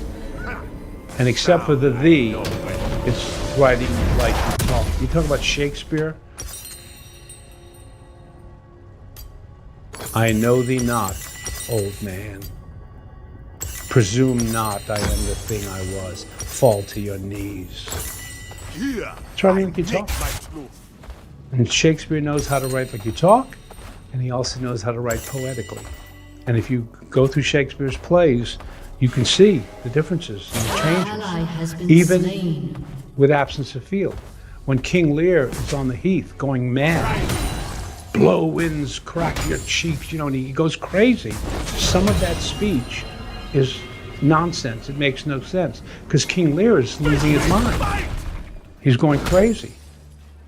And Shakespeare uses a little bit of Absence of Field there. So all these techniques are used by writers, but if you didn't know to look for them, you wouldn't notice them. But if you know what you're looking for, you will notice them. Even straight talk. When would you say all of a sudden, well, anyway? When you I mean, we do that when we talk all the time. Yeah, you know, when I was 19, my father died, and I had to come home, and we had to bury him. Anyway, so how have you been? What's going on? I mean, hey, tell me a little bit of something about your life, you know? Haven't seen you in 20 years. We do that in life. We can be deep and authentic, and then all of a sudden we start talking with that jibber jabber. Well, to be or not to be, that is the question. Whether 'tis nobler in the mind to suffer the slings and arrows of outrageous fortune, or to take arms against your sea of troubles and death closing in, to die, to sleep, perchance to dream. Aye, there's the rub. That's straight talk. There's the trick. You know, you start doing that, and the next thing you know, you're out of your ass. That's basically what Shakespeare does there. Aye, there's the rub. And why does he do it? He does it because he knows that if you don't have changes of tone, it gets boring. Da da da da da da da da da da da da da da. You know, it's boring. So to die, to sleep, perchance to dream. There's the rub, for in that sleep of death, what dreams may come when we have shuffled off this mortal coil must give us pause. Because there's the rub. And then he starts getting deep again. And he starts getting deeper. And he does straight talk a little bit later on when he figures out, you know, how he's going to get the king. So Shakespeare does that all the time. Little switches. He goes from writing like the talk to the deep, well, the Lost World voice, that fancy voice. Man, he can write poetic stuff like he was born doing that. And he will go to straight talk. And sometimes even Absence of Field, when he's got a character who's just spouting out nonsense because they're going mad or because they are a con man. You know, maybe they're a con man and they're kind of flummoxing you with jibber jabber. Shakespeare does all that. and he knows he's doing it. Go ahead. I'm Oh, we'll just wait. wiping my glasses. Yeah, here. we'll just wait. And then here's a good joke I'll show you. You ready? Uh-huh. Oh, An excuse ally me. has Oops. been slain. I do that in I'm reality. doing that for my students Oh. because they do that in class all the time. You know, I'll be going, well, excuse me. An See, that's enemy has tonal been dynamics slain. too. You know, when you're pontificating, sometimes you got to know when to change it. People get bored. Sometimes I do it too late. They're already bored, but you know, you want to change it too. Comic relief. Yeah, and a defense attorney to a jury would, a good one would know to do that. What is a writer's deep voice? And is there more than one inside of a writer at any time? We're talking about characters, right? Deep voice. Well, there's What is only that? one deep voice. There's only one. Okay. Yes, the deep voice. Now, I could be the deep voice of one character, I could be deep voice of another, and there might be a difference in the character and how it would manifest, but the deep voice means you're coming from the deep gut. My mentor. You're not, you're connected. But we're not, this isn't deep throat and calling in a tip to Woodward and Bernstein. This is a real person inside. This is who you are, what you really feel. This isn't you pontificating. I'm confused. I'm sorry. I don't know what deep voice means. It's talking in a way in which you're not entertaining anymore. You're just coming from what you feel in a deep, deep way, and you're not trying to be a writer. You're not trying to perform. You're just connected. When you're not in the deep voice, you're telling a story and you're entertaining. It was a cold night. You know, you're trying to entertain people. But when you're in the deep voice, you are connected in a true way to an emotion. You're connected to an emotion. So you're not just telling the story like a storyteller. You're connected to an emotion. Now, you may not do that for the whole story because there are parts of the story that might have to be tonal dynamic with a little lost world, a little straight talk, a little written sung. But when you're in the deep voice, it's like that commercial with the guy about when E.F. Hutton talks, everybody listens. You know, when you hear the deep voice, you listen. You could be in a crowded restaurant, and everybody's talking, and then someone at the next table starts to whisper, and suddenly your ear catches it. You don't know what they're saying, but you hear the tone of voice, and you go, oh, this is going to be personal. This is going to be deep and emotional. This is not just going to be him telling a story about how he spilled water on himself. You know, it's going to be deep.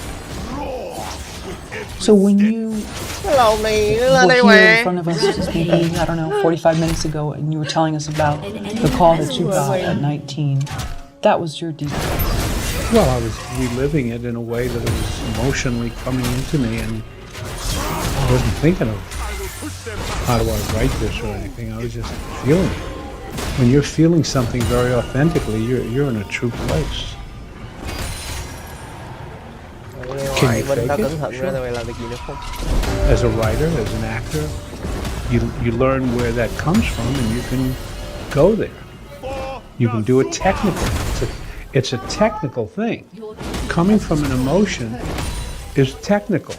If you can do it where you really feel the emotion, that's better because then you don't have to act.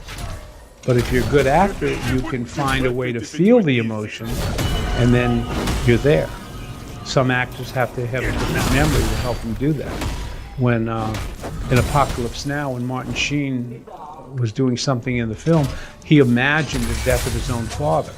That would make him get very emotional. It wasn't in the scene, but that's what he played inside his imagination, which allowed him to get an authentic feeling. It wasn't the same as in the film, but you didn't know that. You don't know what the actor's thinking. They once asked Clark Gable, when you tell a woman you love her in a movie, how do you say that with so much feeling? And he said, well, I just imagine they're a big porterhouse steak. So an actor will maybe find an emotional memory to help them get that memory. Other actors know how to technically do it, just to connect to their deep voice. And the same is in writing. When you're writing, you should know when you're writing from your deep voice and when you're just telling a story. I'm grateful for the love And we shared. he had a heart attack on the set of Apocalypse Now, didn't he? Didn't Sheen have a heart attack? So, Yeah, so. I mean, he's still alive. Oh yes, But he's he thriving had a- and, yeah, he had a heart he's on shows and other films. But I wonder. I don't know what the circumstances were, but if he was imagining that death of his own father, how You mean it dramatic was happened in that scene? I don't know when it happened. I was just I don't know curious. either. It may have. I don't know. Yeah, I don't know. I just thought know. maybe it was so real, it was so authentic. Could have been. I don't know. Sometimes actors do feel something that's so real. They find a way to personalize it if they need to. Sometimes you don't have to because you're acting and you're believing what you're doing. But sometimes you can't, so you're really thinking something else in your mind to get the emotion out. Well, sometimes an actor will do something that's so heavy that when the director says cut, they're still in that emotion. So I'm not disputing whether he had a heart attack or not. Maybe he did. I guess acting can be dangerous. You got to be careful. Don't play any parts that might cause you to have a heart attack. I think I'll just play Peter Pan. Well, that would have its own. Might have to be too up and happy, and then Yeah, you're right. that See, so that I don't know if that would be so. So good. art is fraught. There's an interesting rhyme. Art and fraught.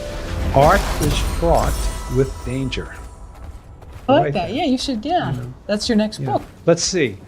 First, there's Dante. Abandon hope, all ye who enter. That'd be one. The second would be Call Me Ishmael. And the third would be Art is fraught with danger. Jack Reed. Good to remember. All of us who are writers or actors or filmmakers or whatever, we should write that and put it, in our room to remind us art is fraught with danger. Good thing to remember. Is that a personal mission statement? No, I just said it. And I said it and I thought, oh, that's fun. Should a writer have their own personal mission statement? You mean if we asked writers if they had a mission statement, would they have one? Maybe it's not even in fully fleshed out. There's just something in them they know their own emotion. Yeah, they probably do. I don't have to make one up because I know what Socrates said, and that to me is good enough. He said, know thyself. And then he said, the unexamined life is not worth living. So those are two pretty good mission statements, wouldn't you say? The unexamined life is not worth living, and know thyself. Know thyself. Do people still live an unexamined life in this day and age? Well, we all, to some extent. If I examined my life totally, I'd be writhing on the floor in agony. But, I think you can, I've been in therapy. I think a lot of people have had therapy, or they've read books on spirituality, or whatever, gone on retreats and meditations and whatnot. And I'm sure people have examined their life to some extent, of course.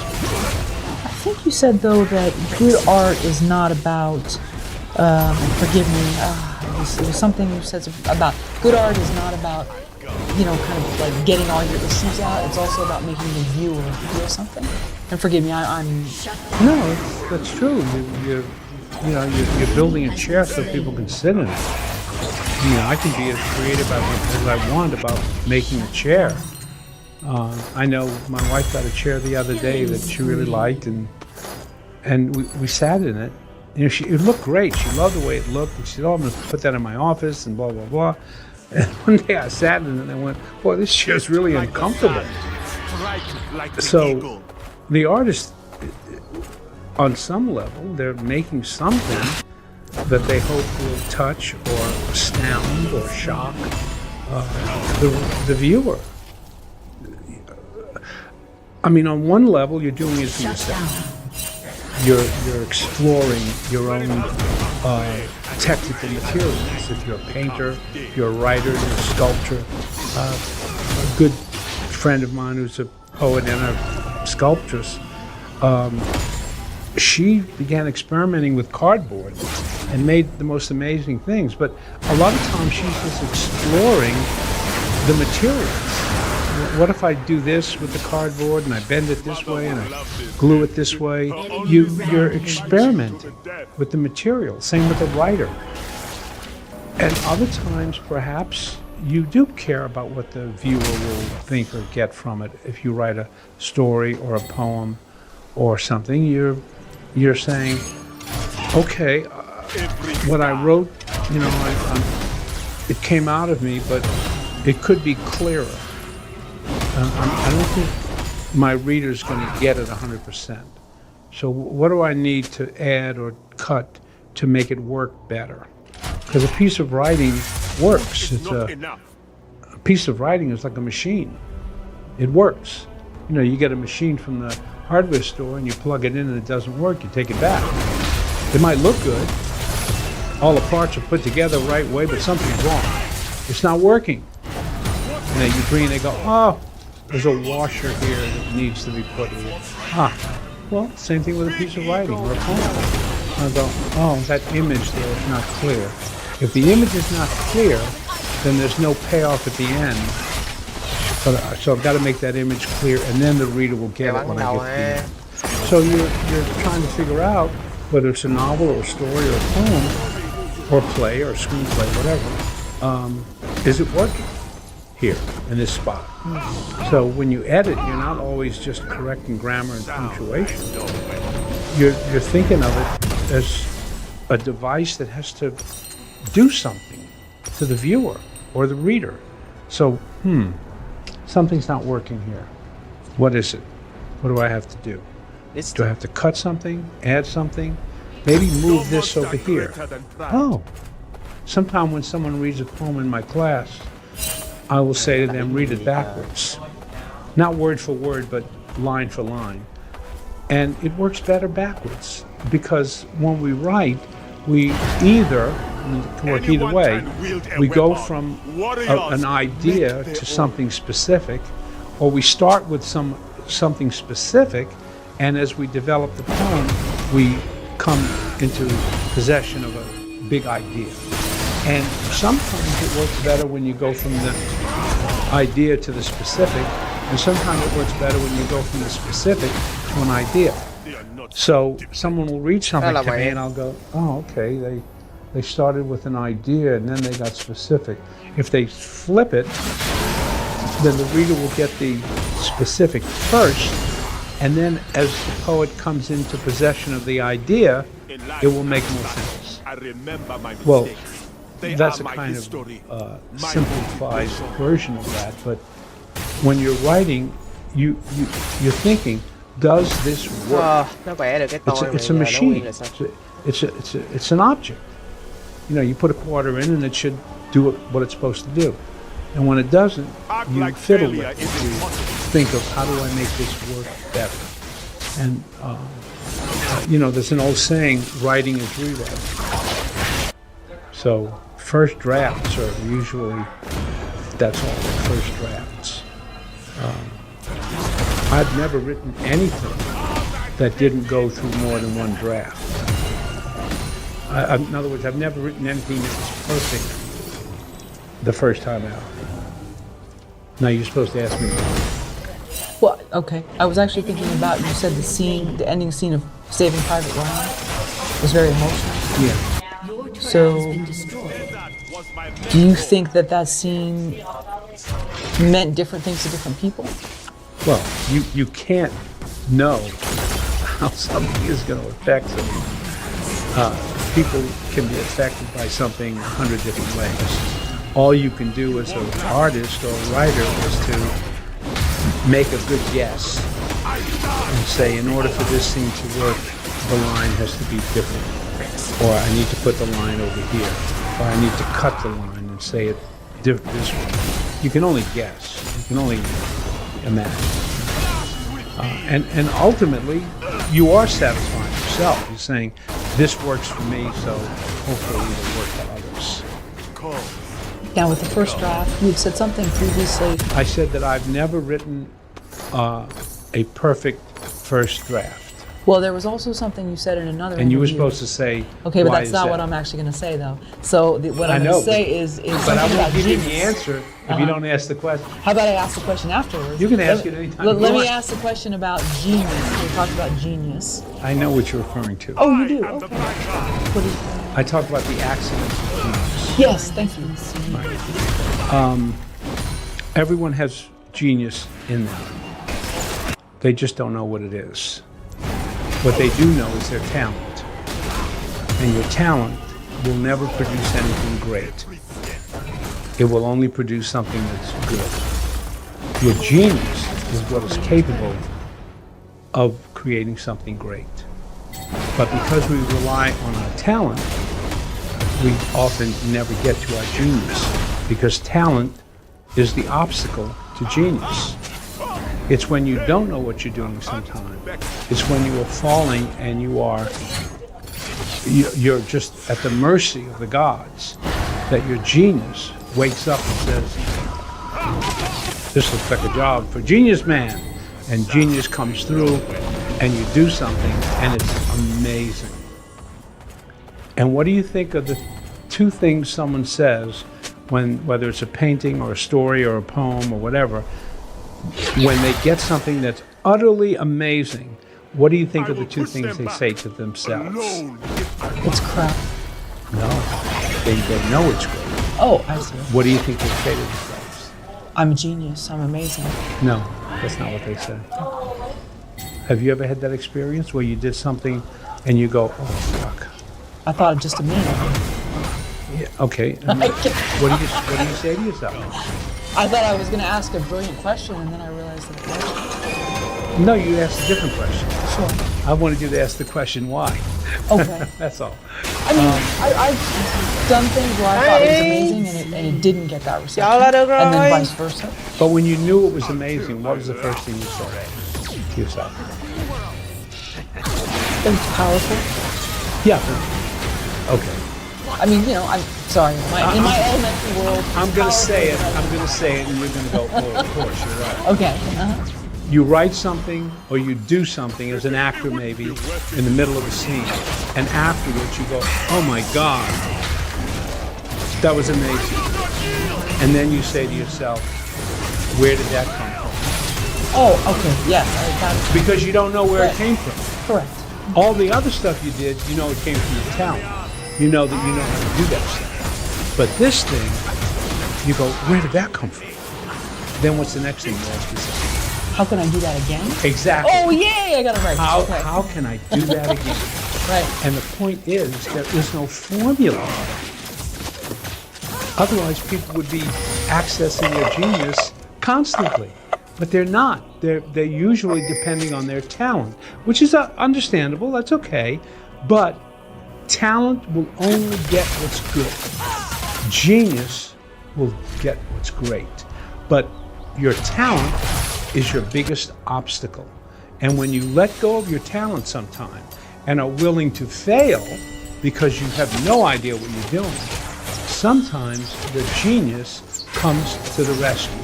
And when it does, you do something and it shocks you. And your first thought is, how did I do that? And your second thought is, how can I do it again?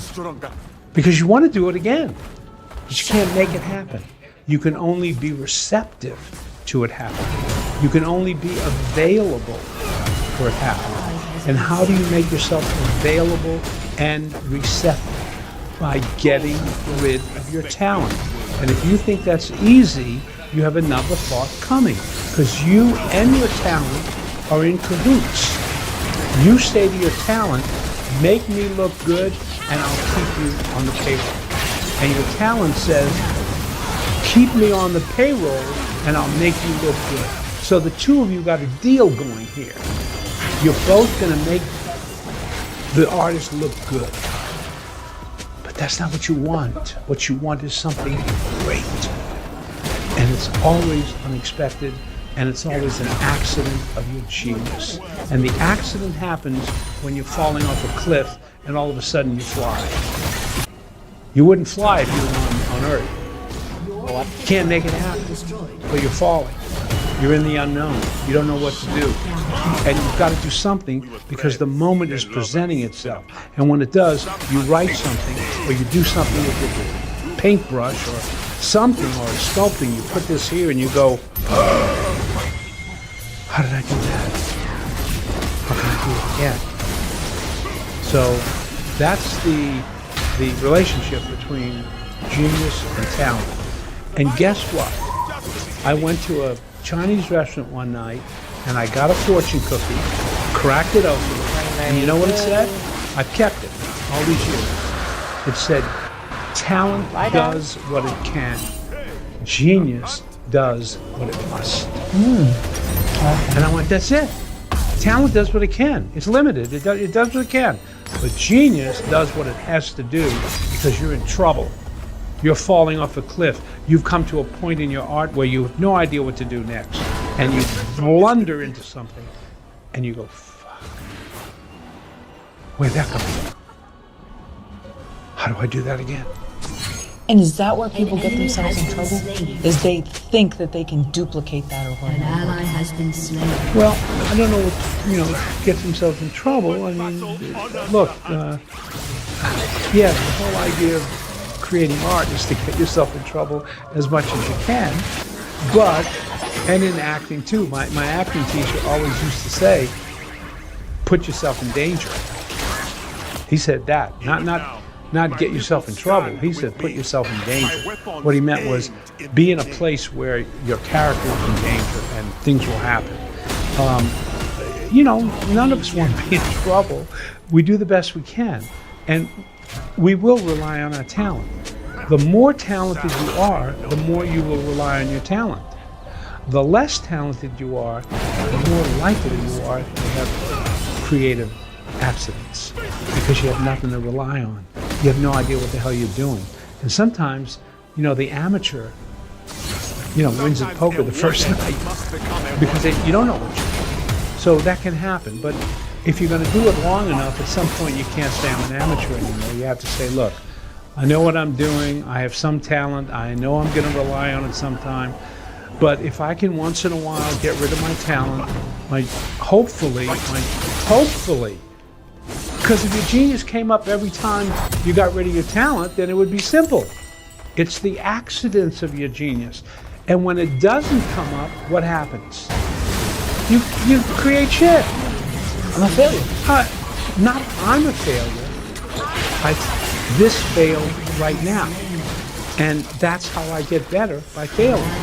My attitude toward failure is, this doesn't define who I am. Just because I drop the ball when I'm juggling doesn't mean I'm not a good juggler. I can be a good juggler. I just have to keep doing it. So how I interpret the failure is different from the willingness to have that happen when you take a risk. And most of the time when you take a risk, genius doesn't come. See, that's the point. It's an accident of your genius. It doesn't always come. But are you willing to lose a few times to get something great? Because when they give you the Nobel Prize, Karen, they are not going to take it away because someone went back to your home and rooted through your trash can and found that you wrote 100 poems that were shit. They're not going to take it away. That's what every artist does. They write crap, they fail. It happens all the time. They're willing to take chances. So no one's going to take it away from you when you win the Nobel Prize. But you got to be willing to fail. And when you do, it may not end up being great. But you got to keep at it, because when you're willing to face that unknown, when you put yourself in danger and not knowing where you're going, and you risk failure, sometimes, the accident of your genius comes up. It's like a mushroom-shaped cloud.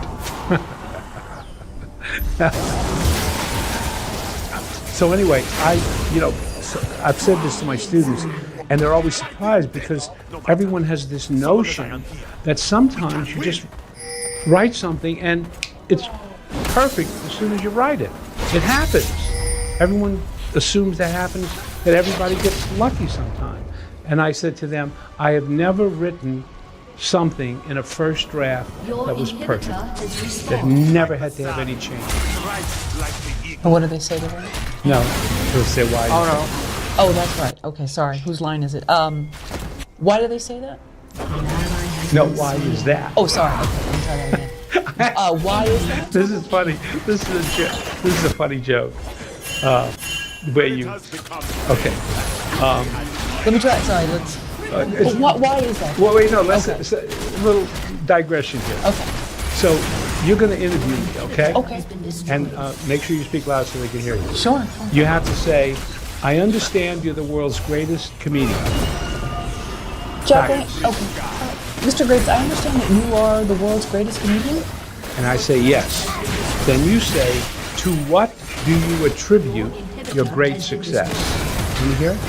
To what do you sorry, you're going to say yes or no? To what do you attribute Wait, you're going to say great, yes? Yeah, yes. Okay. To what do you attribute your great success? Good. Let's just rehearse that once. Okay, let's do it again. And then we'll do it for the camera. Okay. All right, start. You are the world's greatest comedian, Mr. Graves? No, it's I understand. Oh, okay. Right. Okay. You got to get the lines exactly right. Sure. Mr. Graves, thank you for taking my question. Karen with Film Courage, I understand you are the world's greatest comedian? Yes? Okay. To what do you attribute that success, sir? No. To what do you attribute your great success? Okay. To what do you attribute your great success, sir? Great. Are you ready to shoot it? Oh, I thought we already were. No, we're rehearsing right now. Oh, okay, sorry. No, I mean, I know he's running it, but okay. This is the joke. Okay, sure. So, have you got it down? Have you got your lines down? Yeah, I think so. I'll try, okay. Go ahead. Mr. Graves, thank you for taking my question. Karen with Film Courage.